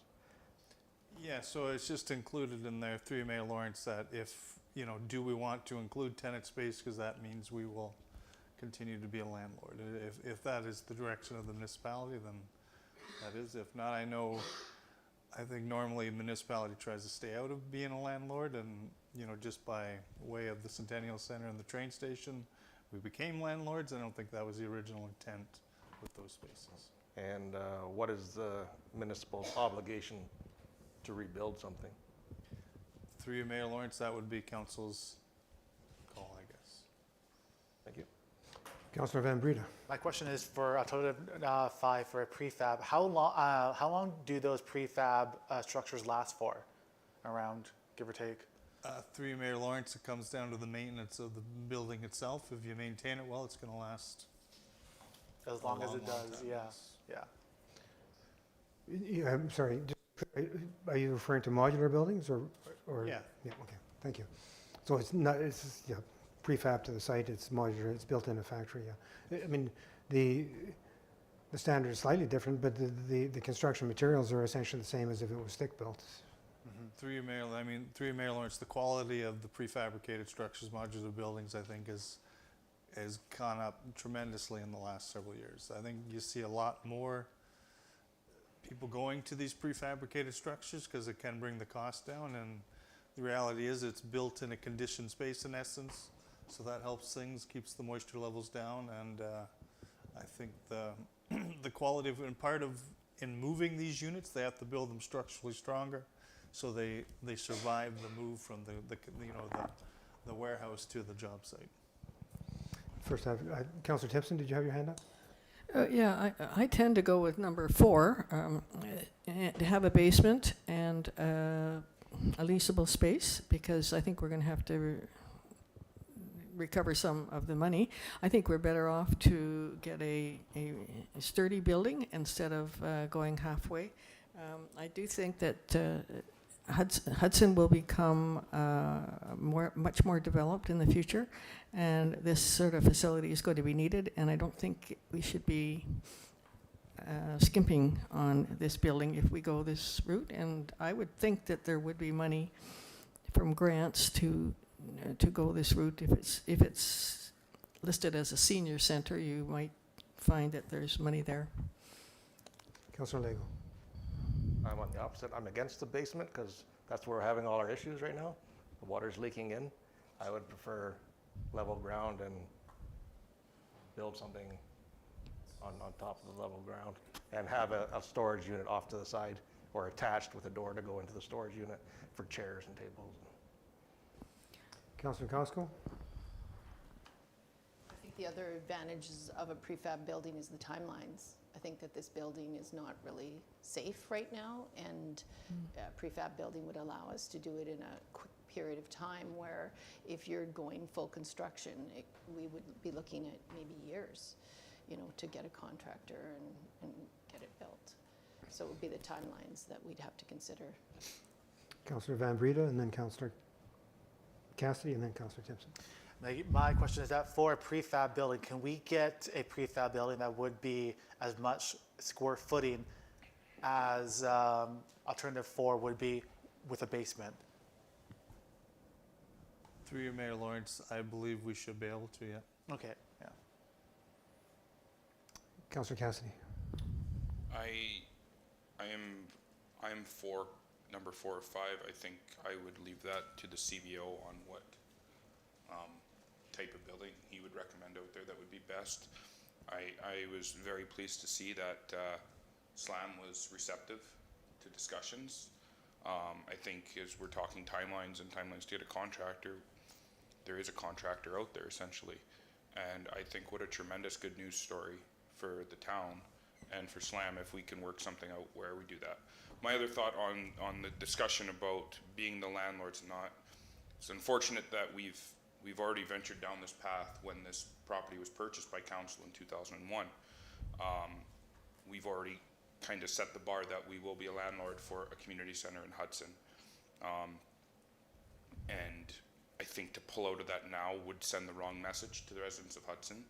I think you're seeing Hudson become more and more of a bedroom community to Sioux Lookout with the housing issues and seeing some things out. So I think this would help encourage highly uptake and settlement in Hudson as well. So I'm in favor of rebuilding this, and I'm also glad that, you know, when with the viewing, we did defer the viewing platform last term as well, which was a significant amount of money, and now we have this going forward, which I think would benefit much more people in Hudson. So I'm in favor of either alternative 4 or 5, and with whatever discussions, and if SLAM's able to work out something with the prefab, if their crews can help do the install on that, or if there's a stick frame, I'm in favor of whatever option you think would be the best for the site, and which would be a reasonable price. I'm good with it. So. Councillor Timpson. Yeah, I was just going to say, concerning prefabs, I think we'd be wise to go for a prefab with number 4. The reason I say let's go for a basement is because that building was built before there was any protection for flooding and so on. And certainly there must be modern techniques that keep water out of basements. Is there not? Yeah, 3 Mayor Lawrence. Yeah, the building was built with unreinforced concrete with no damp proofing. Yeah. Grade levels are too high, so obviously in the new build, grade levels are where they should be, and damp proofing will be installed, some tank in the basement. Yeah. And I just think we shouldn't be skimping. If we're going to go big, go big. That's what. I think we're going modest in either event, but Councillor Lego. I would be fine with alternative 5. I think the alternative 4 is a bit pricey myself. So. CIO.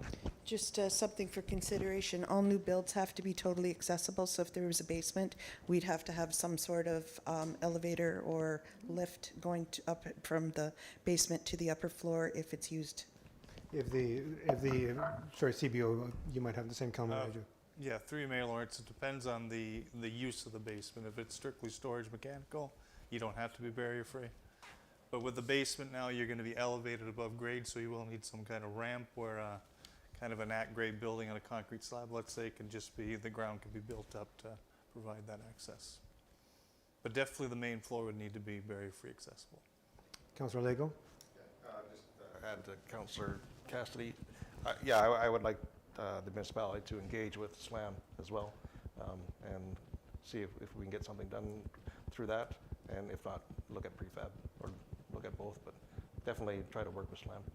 Yeah, through you, Mayor Lawrence, the advantage of right now is we got time to kind of sort this out before the next budget year, and we can kind of go from there. Councillor Costco? Oh, I thought you had your hand up. Oh, okay. Councillor Bone? I agree with a couple of the councillors on 4 or 5 until we get a report, and like obviously the drainage is not an issue. What size for 350,000? How many square feet for the modular home would that be?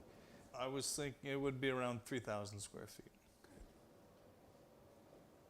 And how about, I guess with the new heating systems and stuff, it would be minimal.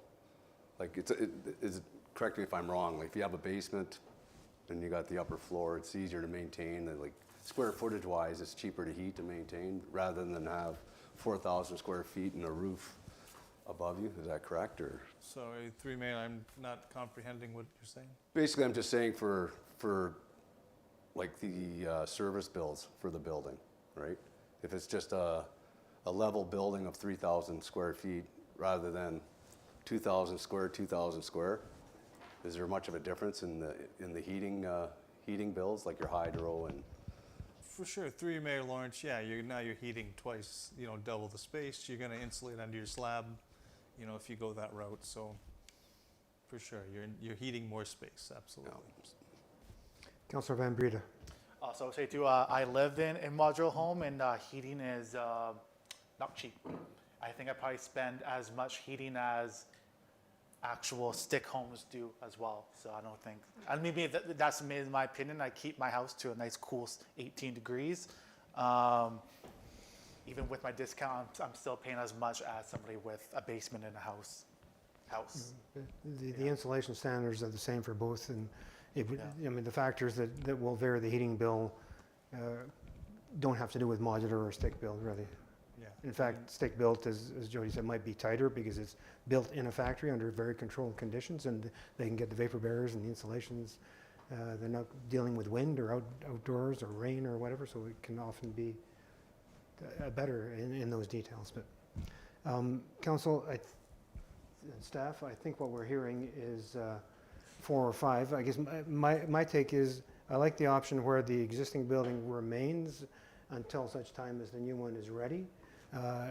So you would build on the parking lot and then demolish. Then that takes out of the equation sort of displacing, and it's at the same location, and we still have a parking lot once we demolished and we use that site. Basement or no basement, I would leave that to the CBO and how that works. I don't know what the soils are on that site or whatever, but there's going to be pros and cons. I think 3,000 square feet is ambitious for the budget you've talked about. Just my opinion. And I concur with working with SLAM. I think that was a fantastic idea, and I fully support that.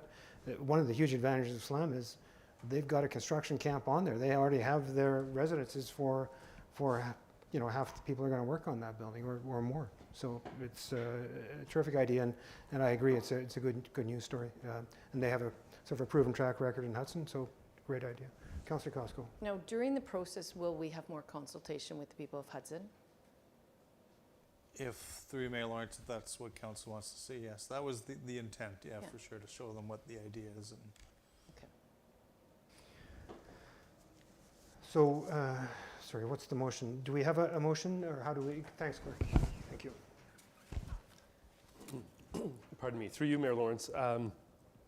Just for clarity, for the minutes, I would recommend that the motion that's there remain, and that we add the words "and further" to the end of it. That council directs staff to proceed with further investigating options 4 and 5 with respect to the Lost Lake Drop-in Center, and report back to council with a recommendation and costing. Perfect. Moved by Councillor Van Breda, seconded by Councillor Cassidy. Any further discussion? All in favor? Carried. Thank you very much.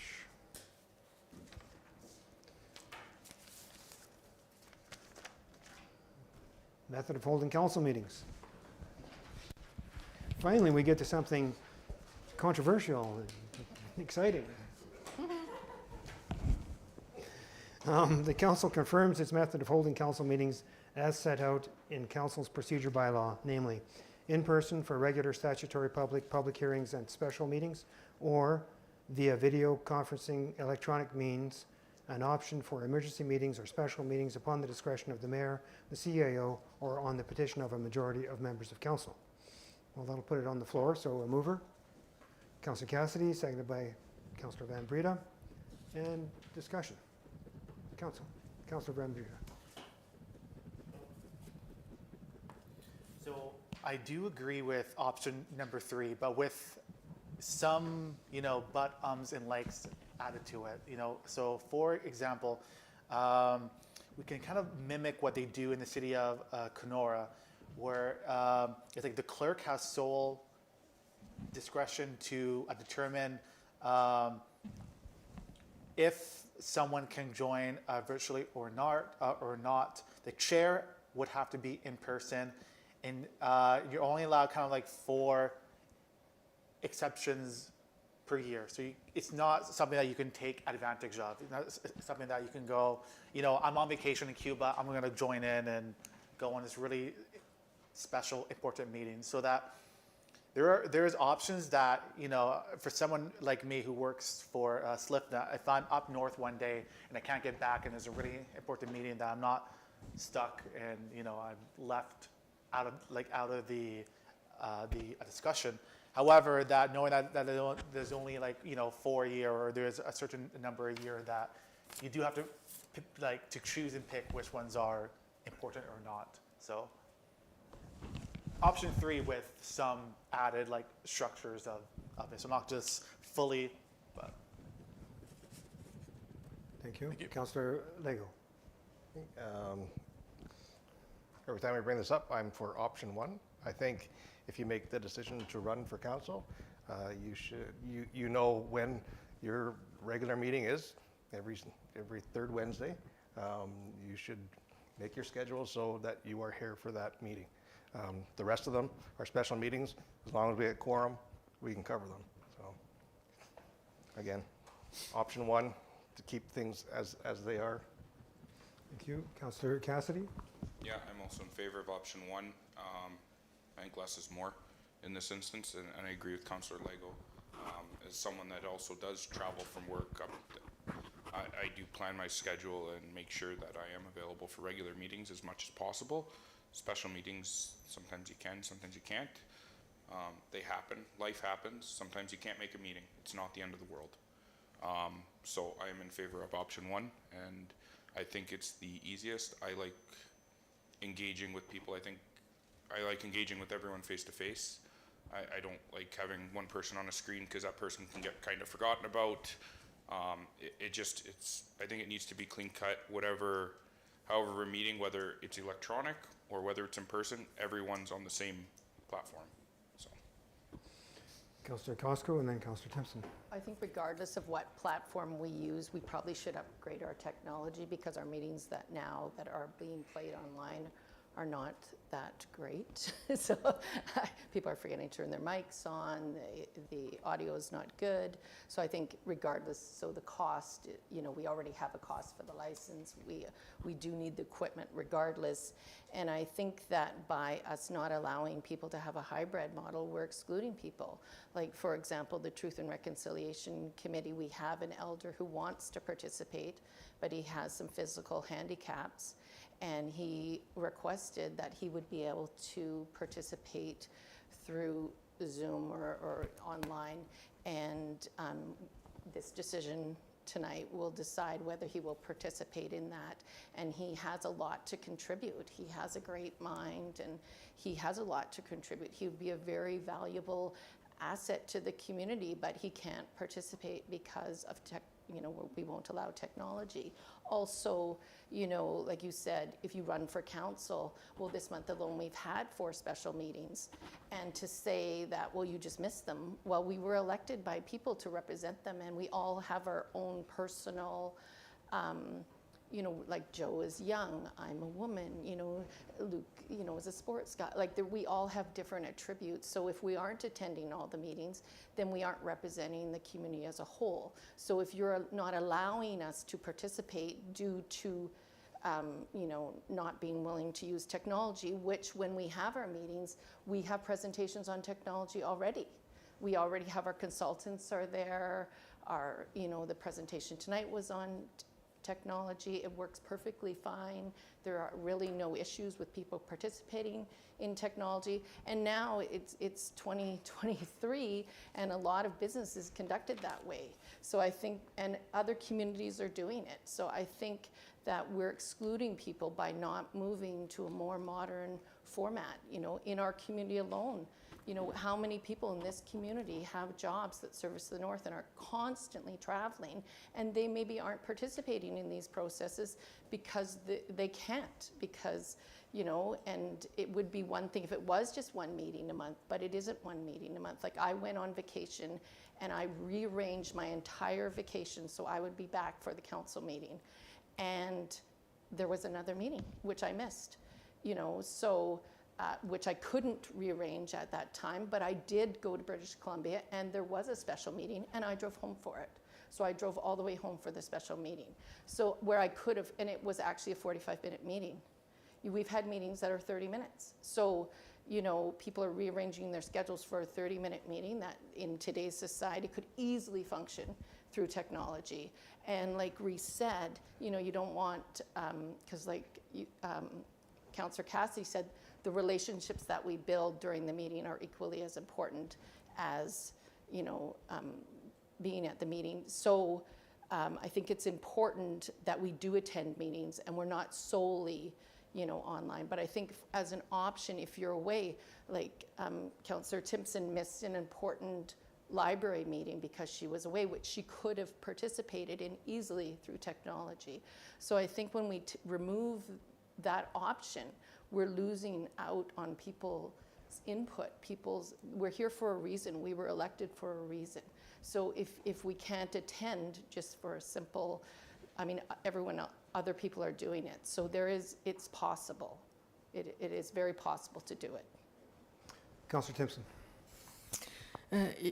Yeah, we often criticize government and NOMA and AMO for not recognizing Sioux Lookout as a unique town. And yet, we are very unique in terms of this issue in that we are the only municipality in northwestern Ontario that does not have hybrid virtual meetings. The hospital board has it. I understand that Hydro is totally virtual. So, I mean, I don't agree with that because I agree we have to have the personal contact. But this is a part-time vocation for us. And if we look at the industries in this town, healthcare, social services, education, people have to travel up north.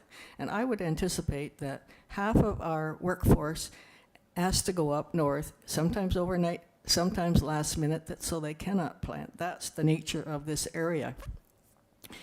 We look at the composition of this council. Only 2 members have 9-to-5 jobs. In the past, we've had nobody with 9-to-5 jobs. Women have been poorly represented on our council, and First Nations shamefully unrepresented. Both groups, probably that is 75% of our total population cannot be fully represented on council because of the nature of the workforce here. So allowing those to participate virtually who have regular jobs or are mothers with children, employees of First Nations organizations who travel, when their private lives combine with council, we need to be looking at a strategy, trying something new. We are unique, yet with this matter, we appear to not recognize or accommodate to that reality. I vote for attempting a hybrid model of participation. Limits can be placed on the number of times this can be permitted, as Councillor Van Breda suggested. I would also suggest that we do a little bit more investigation, contact these other municipalities, see how it works, and bring it back to council with their report and move forward with more information. But let's recognize we are unique and we have to do things differently here. If we want our council to represent the people out there, we've got to start trying new things. So I go for number 3. Council, any? Yeah, I take exception to the 9-to-5 window. Just because you don't work 9 to 5 doesn't mean you have a busy life. For example, yesterday I was on the ice for 2.5 hours with a junior A hockey club. Then I came to a meeting at 4:30. Then I went to another meeting at 5. I was supposed to go curling. That got canceled. So I went and played old timers, and got back home at about midnight. So, you know, maybe I'm not Monday to Friday, you know, but the biggest thing for me is. And I sent an email to Brian with just the cost breakdown, and I was asking him, like, what's the difference between 1, 2, and 3? And as of now, since I've been here, I believe, well, for this year, I'm not sure for November and December's meetings if there was anyone missing, but the only regular meeting that was missed was in January by Councillor Timpson. So to spend $22,000, give or take, if we need like Councillor Costco explained, maybe we do need some updates and stuff at this time. If there's only been one person that's missed one meeting in 5 or 6 months. So to spend $22,000, that puts me to option 1. I have another question. I'm not sure who to direct it to, but as far as can we have guests online, or is that not permitted? Like if, well, Councillor Costco was talking about an elder that wanted to speak. We Zoom in people all the time. Is there exceptions for that? CAO, clerk. This isn't committee. Yeah, through you, Mayor Lawrence. If it's an occasional occurrence, absolutely, you bring a guest in, you can have them participate virtually. However, I think in this instance, the thought is that the individual wishes to be a committee member. Okay, yeah, so in that case, the rules would be different, or council could look at enabling a different set of rules for their committees if they wish. Councillor Cassidy. I believe in that case, correct me if I'm wrong, that should be a human rights accommodation as it is. So I don't think that would fall within this. That is something that we should do as a human rights thing. So. Duty to accommodate. Yeah. Councillor Kosko. Now, the other thing about the money is we already pay for a license. So it's not actually $22,000 because we're already paying for a license. So it's only the difference for the upgrade of the license. And as I said in the past, the new equipment would benefit us all because our meetings, I don't know if people have watched them, are not, we've had several meetings where people are not using their mics. And I mean, we had a meeting where 25 minutes, there was no one speaking. So, you know, so I don't think we can count that as the cost because we need that equipment anyways. We should have that proper equipment. So really the costs are actually only the difference between the license that we have now and the change in the license, which would allow more people to join. Councillor Van Breda. Yeah, so I agree with that too. So I do believe that the new microphones, the new video camera, and the new HDMI connector, those will probably have to happen either way. And also, I spoke to two organizations today, and they're both leaving Zoom, and they're just working with MS Teams, because MS Teams is already preloaded into many computers. Would us switching from Zoom to Teams work, or would that be able to save us $9,000? Because Zoom is already, not Zoom, sorry, MS Teams is already preloaded onto a lot of computers already, right? So I know, like, for example, like, yeah, the two local organizations are actually, you know, getting rid of Zoom and just moving solely to Teams. Would that be possible? And Staff, yeah. CAO. Through you, Mayor Lawrence, changing the platform is certainly something we could look at. I won't comment on any specific platform right now until I've had a greater opportunity to investigate them. I'll just leave it at that for now. Councillor Cassidy. I think for other platforms, you still need subscriptions, and there's different tiers that you do have to pay and subscribe for accounts. So there's a cost still. With regards to everything else, like I'm probably one of the people that has the 9 to 5. I do everything I can to make these meetings and attend in person. And I understand everyone has different lives, but I schedule everything I can around making it to this room when I can. And I'll admit I do feel like we have had quite a few special council meetings in the last month, probably a lot more than normal. I would think clerk and CAO would agree on that. I don't think that we can use that as a sample. But and with the Hydro Board, yes, it is digital, but that is all on the same platform.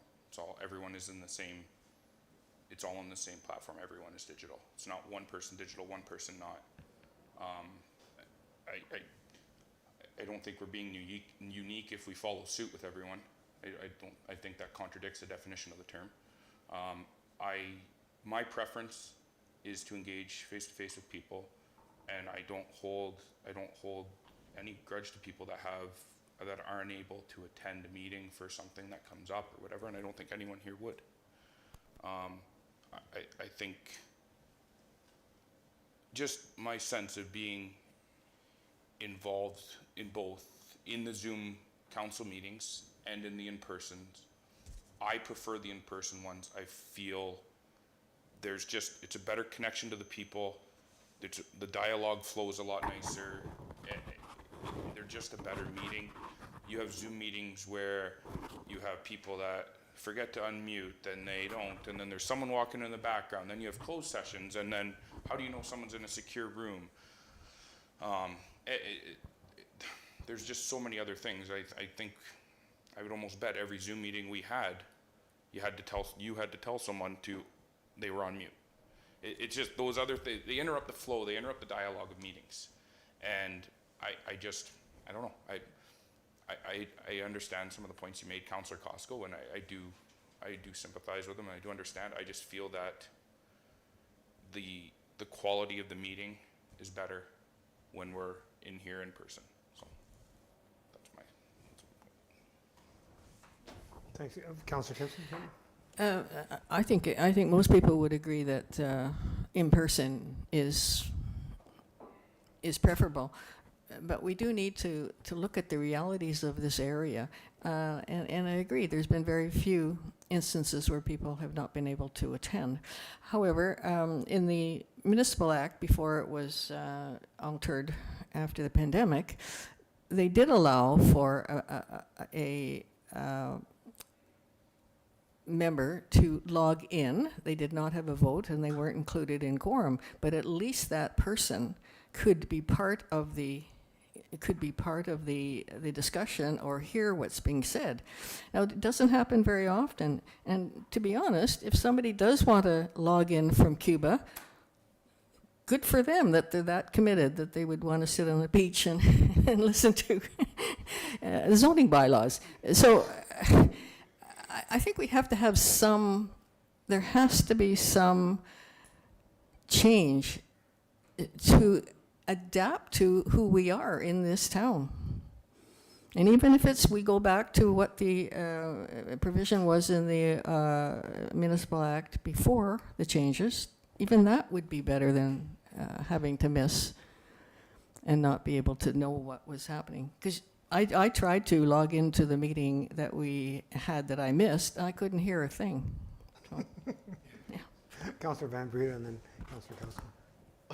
Well, first, if someone was joining a very important meeting and they're on Cuba, I would politely tell them to go back to the beach and log off. But like adding the new microphones and the new cameras, those would help regardless of option 1, 2, or 3. I think those, we can all agree that those will help, because yeah, I've had people even message me like even about tonight's meeting, be like, I couldn't hear the Sioux Lookout and the Hudson water treatment speech. So even having I think that we can all agree though, we can all like have one thing in common, that maybe the upgrades to the microphones and the cameras are probably good either option. Councillor Costco, you had your hand up earlier? Yeah, sorry. Don't look at me like that. So it was so long ago. No, sorry. Well, Luke was saying that we hadn't missed meetings. We hadn't missed meetings because, well, I drastically changed my travel plans twice. So, I mean, otherwise I would have missed those meetings in my original. You're saying spent $22,000. I know Joyce is in the same situation.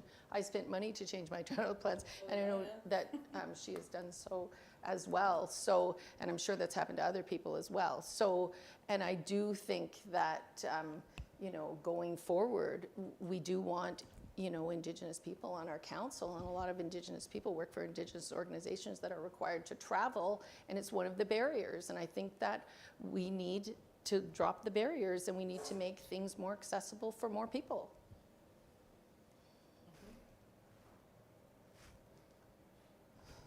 Looks like a pause.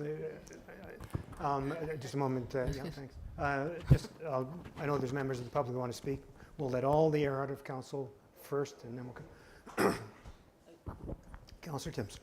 Yeah, I just want to, yes, one time I flew back from Thunder Bay and back to attend a meeting, and it cost me my entire honorarium for the month.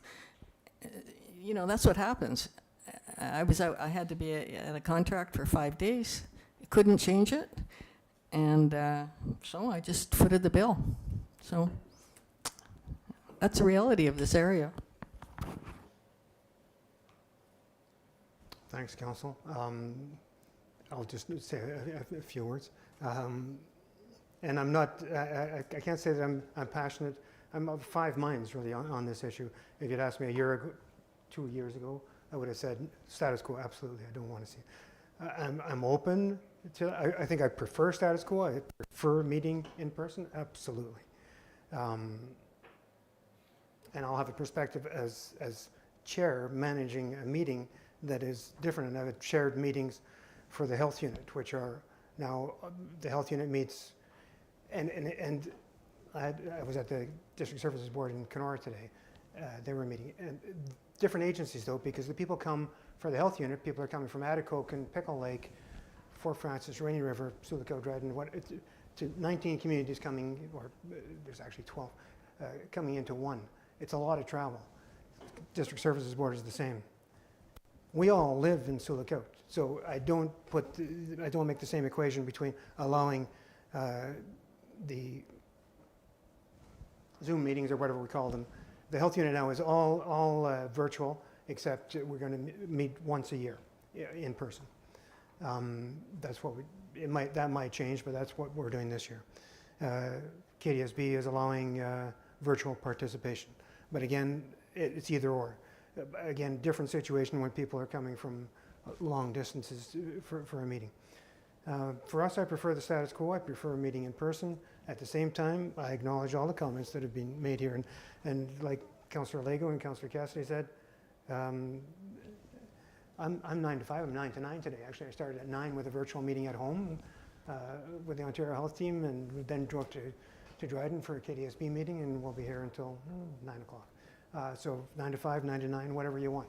But it's not, I made that commitment, and I'm in an aging stage of life. I made the commitment, but you run for office, and to me, don't be surprised if you get elected and there's commitments. You got to meet those commitments, and those commitments are. And January, February, just for those who like to go on vacation in January, February, my experience is the busiest months in the municipal, provincial world, are January, February, March. Those are the busiest. So be prepared for that next year, the year after, the year after. Those are the busiest months, the most meetings. As a chair, managing a virtual meeting, if it's all virtual, it's not too bad. Although Teams, I find brutal compared to Zoom, because the way they split up the screen and who can be visible and who can't be. So if we do go with a virtual meeting platform, before we go there, I am going to propose to you, and you will say yay, nay, or a mixture of a lot of rules, regulations, etc., of how those meetings are run to make it manageable and to make it work well, so that it is transparent and democratic. One of the here I can see everybody once in a while and turn this way, and I don't see Councillor Cassidy but on virtual meetings, often it's difficult to pick everybody up. Eventually, everybody gets their voice, I hope, but it's not as easy as it is in person. So that democratic process of being at the council table and having your voice heard can be more difficult, and especially if you're in, what's your connection? I mean, I don't want to get into all the myriad of things that we're going to have to be very specific about if we do allow virtual meetings, but it is, to me, not something to step off a cliff and say, yeah, we're going virtual, that's wonderful, we're with the times. You'll be behind the times in terms of protecting democracy if we don't put many measures in place to make it work. I won't say any more. We'll see let's go to the public and see. There's at least one. Is it one member of the public here? I know who put a note in ahead of time. Ms. Saltel, please take the chair and state your name, and off you go.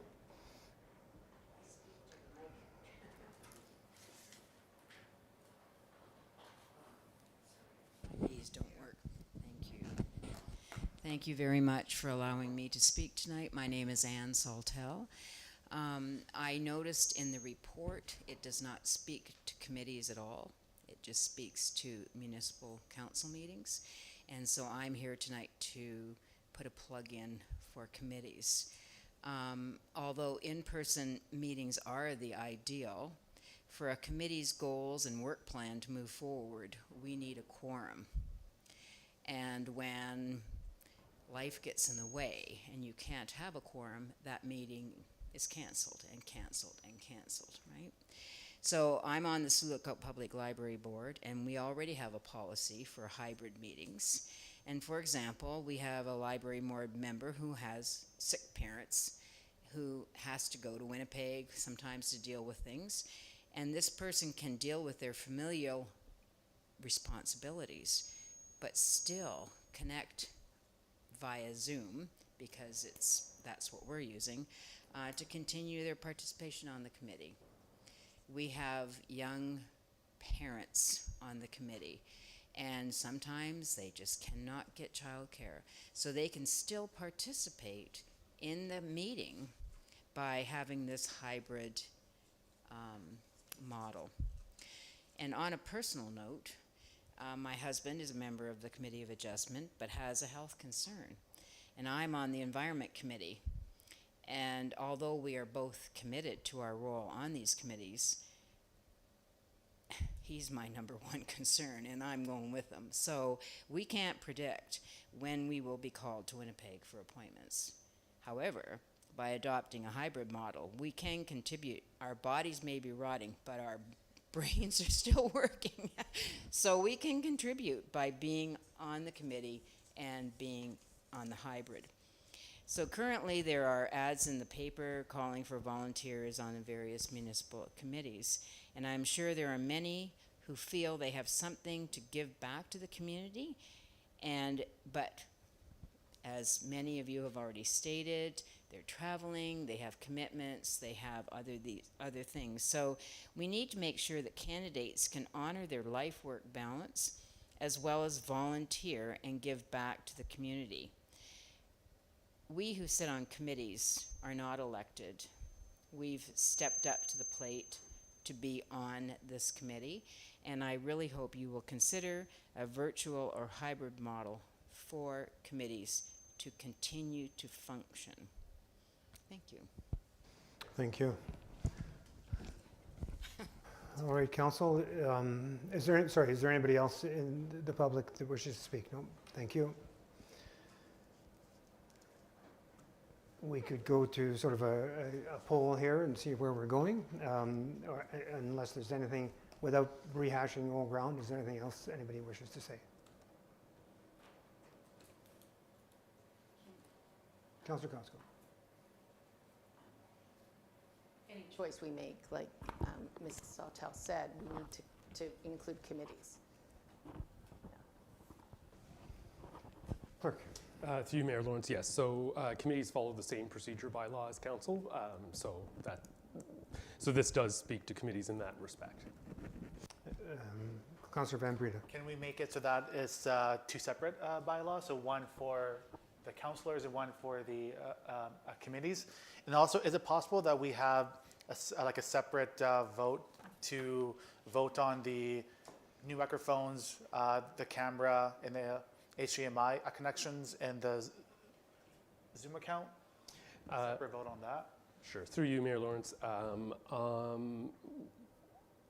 With respect to the committees, if council wishes to enable them to meet fully virtually, if they were to meet in a hybrid fashion, then again, it depends where they're meeting and how that gets accommodated, and there may be hardware upgrades depending on that, depending if they meet outside of this room. But we could establish within the procedure bylaw a section that applies to committees. That's possible if council so wishes. With respect to the purchase of equipment, that is entirely at council's discretion.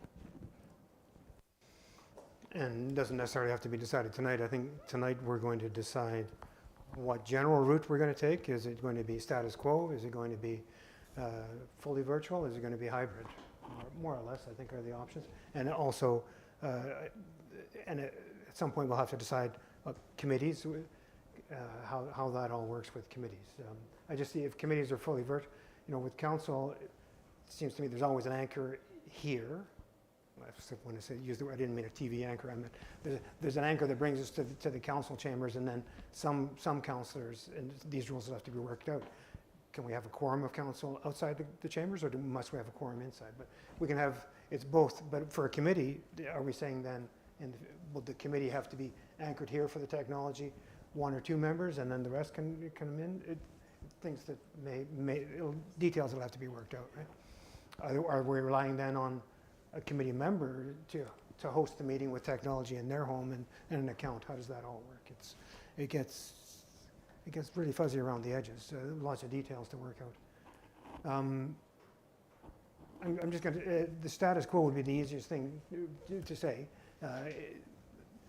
And I think I'll just say how many want to remain with the status quo, because then it dispenses. If there's a majority, then we're not discussing virtual. Fair enough, council? So, and the status quo, were there any options for upgrades in the status quo? Like a new councillor or a new mayor or whatever? To you, Mayor Lawrence, There was no contemplation of additional or new hardware for status quo meetings at this time because it isn't budgeted for this year. Okay. All right, so I'll just put the question out there. All in favor of the status quo? Status quo it is. Discussion is over then. And then Councillor Costco, sorry? Talked about separating the committees, so can we have, choose the three for the committees? Or does the committees have to go with, is there any way we can So let's go, I've asked that was really not a vote, that was a straw vote. We need to have is there needs to be a resolution, and can Councillor Costco's points be added to the resolution? Through you, Mayor Lawrence, yeah, so the resolution reads that Council confirms its method for holding Council meetings as set out in Council's procedure bylaw, namely in person for regular statutory public hearings and special meetings, or via video conferencing / electronic means, an option for emergency meetings or special meetings upon the discretion of the Mayor, the CAO, or on the petition of a majority of members of Council. With respect to looking at making changes to the procedure bylaw to provide different rules for committees, staff can take that as direction and bring a report back at a future meeting to look at what that wording may look like and what those rules may look like. So can we just give that direction to staff, and you've taken that direction? All right, thank you. So the motion, did you just read the motion then? That was it? Which is option 1? Correct. Then I will just ask for a mover. Sorry, we have a mover. Sorry, through you, Mayor Lawrence. Moved by Councillor Cassidy and seconded by Councillor Mabreda. Okay, but that was a general putting the item on the table. We didn't have option. Is that okay? Through you, Mayor Lawrence. The option 1 is the motion that's on the table. Gotcha. Sorry. Thank you.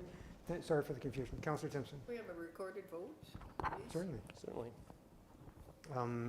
So the motion is on the table, and I'm calling the vote. And Mr. Clerk, will you do the process for the recorded vote? Thank you. Certainly.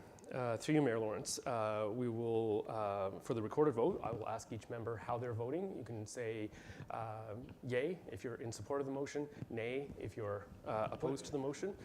Can we do affirmative or opposed? Opposed, certainly, if that's easier. We had confusion there before. Certainly. So give me 1 sec.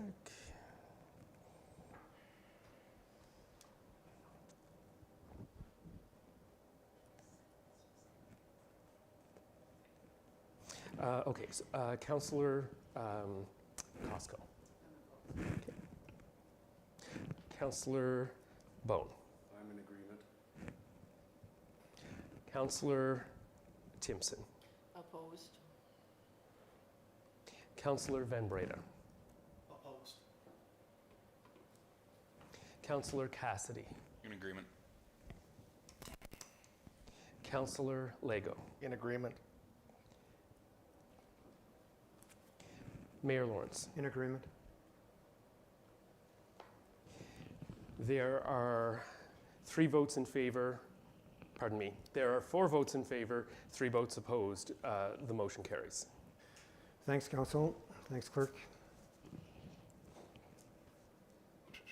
That brings us to the end of items requiring separate discussion. And we're into bylaws. Through you, Mayor Lawrence, yes, that's correct. Are there any additional bylaws or any taken off? So bylaw number 16-23, being a bylaw to deem the lots located at 1780 South Shore and 1774 South Shore Drive not be within a registered plan of subdivision. And bylaw number 21-23, being a bylaw, do I have to do these separately or can I do them together? No, you can do them together. Being a bylaw to appoint an emergency services manager, fire chief for the corporation of the municipality of Sioux, and to rescind bylaw number 73-2022, Jeremy Funk. That bylaws numbers 16-23 and 21-23 be read a first, second, and third time and passed. Moved by Councillor Lego, seconded by Councillor Bone. All in favor? Carried. No motions to reconsider, outside motions, and reports from council. Councillor Van Breda. Go me first? You bet. Let's turn my mic off, sorry. Awesome. Thank you so much. Yeah, it's been a busy month. We definitely had a lot of meetings. So I attended all regular and special council meetings on the 13th, 15th, 27th, and the 6th of March. I was at the environmental committee with Councillor Timpson, and I am, of course, looking forward to implement the work plan and to also to further sustainability and Sioux Lookout. Myself and Joyce Timpson has some great ideas for the environmental committees. And yeah, I'm looking forward to the next meeting, which is the first Thursday of every month. And looking forward to beginning the Truth and Reconciliation Committee whenever that starts. And I hope that is soon. And I'm looking forward to March. March? Yeah. April, maybe? You know what, March? What did it say from JK? It out like a lion, in like a lion, out like a lamb. And I hope it comes out like a lamb because I'm almost out of my vitamin D pills. So hoping the sun comes out soon. Thank you. Councillor Timpson. Yes, I had a couple of library board meetings. And the Environment Committee, one of the highlights of the Environment Committee that Councillor Van Bieda and I are working on is a green team. And we're hoping that we're trying to gather people in the community that pick up garbage voluntarily and to establish some sort of a team and do something on Earth Day, April 21st, to celebrate those people. And early this week, Councillor Van Bieda and myself met with one of the locum doctors, had a very pleasant meeting with a lady from Toronto as part of our physician recruitment strategy.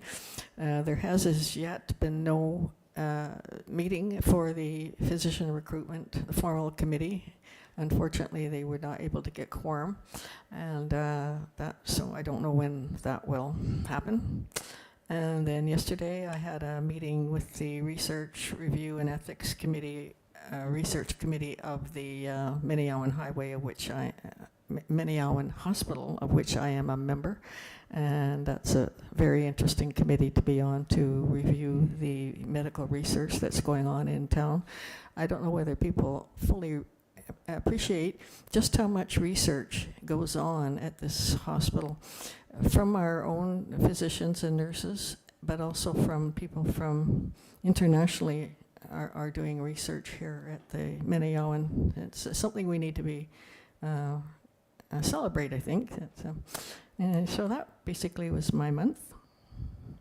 Thank you, Councillor Timpson. To your point, I once heard that there's more research comes out of the Minnehawen Health Centre than the rest of Northwestern Ontario combined, or perhaps the rest of Northern Ontario. It was a lot of research, yeah. Councillor Bone. I attended special council meetings February 27th, March 6th, and March 14th. The Committee of Adjustment meeting yesterday with Councillor Costco. I was invited by the CAO to discuss how I was adjusting to my new role as a councillor, so I kept it under an hour, maybe. And met with the planning board staff prior to the Committee of Adjustment meeting to just make sure any questions that I had, they were very helpful, and the meeting seemed to go well. We had two applicants, and everything went well. Very good. That's it. Thank you. Councillor Costco. I also attended the regular meetings and the special meetings, and my first Committee of Adjustments, where Councillor Bone was the acting chair. And we appreciate, I've met several times with staff, and I do appreciate you sharing your knowledge with me, because I am new, and there's a lot of learning to do, and I've spent quite a bit of time with you, and I do appreciate everything that you do for us, and I am going to be meeting with Michelle as well, and hopefully I will be able to share some of her knowledge. She'll be able to share some of her knowledge with me. Yeah. And I'm also on the Truth and Reconciliation Committee, and I believe we have one applicant, which I have been successfully recruited, and I'm working on the second applicant. We need a third person, and we haven't been able to meet because we don't have enough members. We can't make quorum. So hopefully, I am going to continue to do outreach there and hopefully be able to, get that committee up and running. Thank you. Councillor Cassidy. For myself, PACE meeting last month, which went well, and then just several of the special council meetings as well. I have hydro board tomorrow morning. I don't like to touch on the other thing I do in the community with regards to the hockey team here, but Councillor Timpson, you did mention about the research and the physician recruitment, but the Bombers are having physician recruitment night on Saturday, a special game dedicated to that, and as well as the Friday game is Hockey Fights Cancer as well, where proceeds from jersey sales will be donated to the hospital in hopes of supporting new MRI. So that will be going forward as well. So Great, thank you. Councillor Lego. Yeah, I had a LCC meeting on February 21st. That meeting was just to review the Sioux Operation Phase 3 plan before it went out to the public. Attended meetings on the February 27th, March 1st, March 6th, and then yesterday's March 14th special council meeting. And after that, I had another LCC meeting at 7 p.m., so I attended that one as well, and just had some briefings on Caribou Forest and Sioux Forest ongoing operations. Very good, thank you. I've attended all the council meetings that you've attended.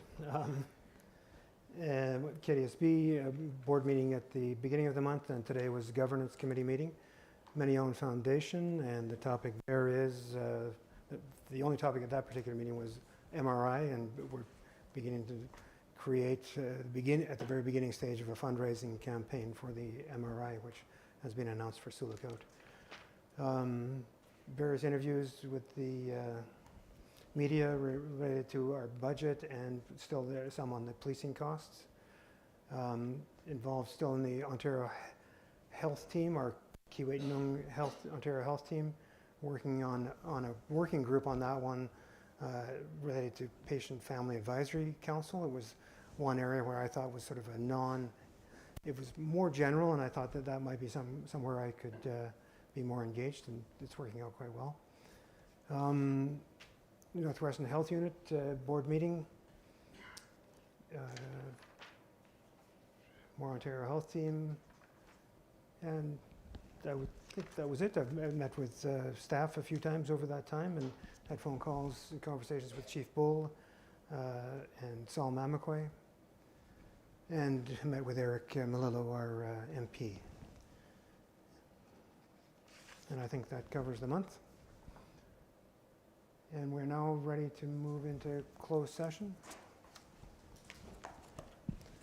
Thanks, staff, public. We'll move into closed session and maybe take a 2-minute break. The council moves into closed session at 8:27 p.m. to discuss matters of a general nature as noted below. Subject matter relating to personal matters about an identifiable individual, including municipal or local board employees, pursuant to the Municipal Act as amended, Section 239. Good night, everybody. 2 items: 1, appointments to council boards, commissions, and committees, and 2, local board matters. Moved by Councillor Cassidy, seconded by Councillor Timpson. All in favor? Carried. We're now in closed session, and we'll take a 2-minute break.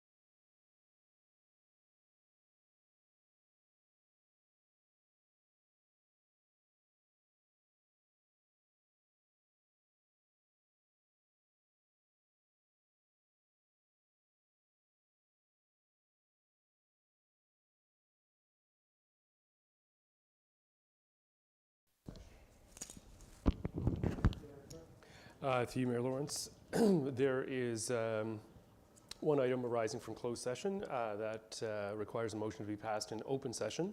That motion reads that council approves amending Schedule A to bylaw number 68-22, being a bylaw to make appointments to various boards, commissions, and committees by adding Alana Anderson to the Municipal Committee on Truth and Reconciliation.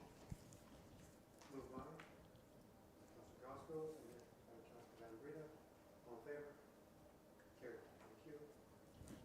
And bylaw 22-23, being a bylaw to confirm proceedings of the council installed Sioux, March 15th, 2023, regular council meeting be read first, second, for the town man passed. Moved by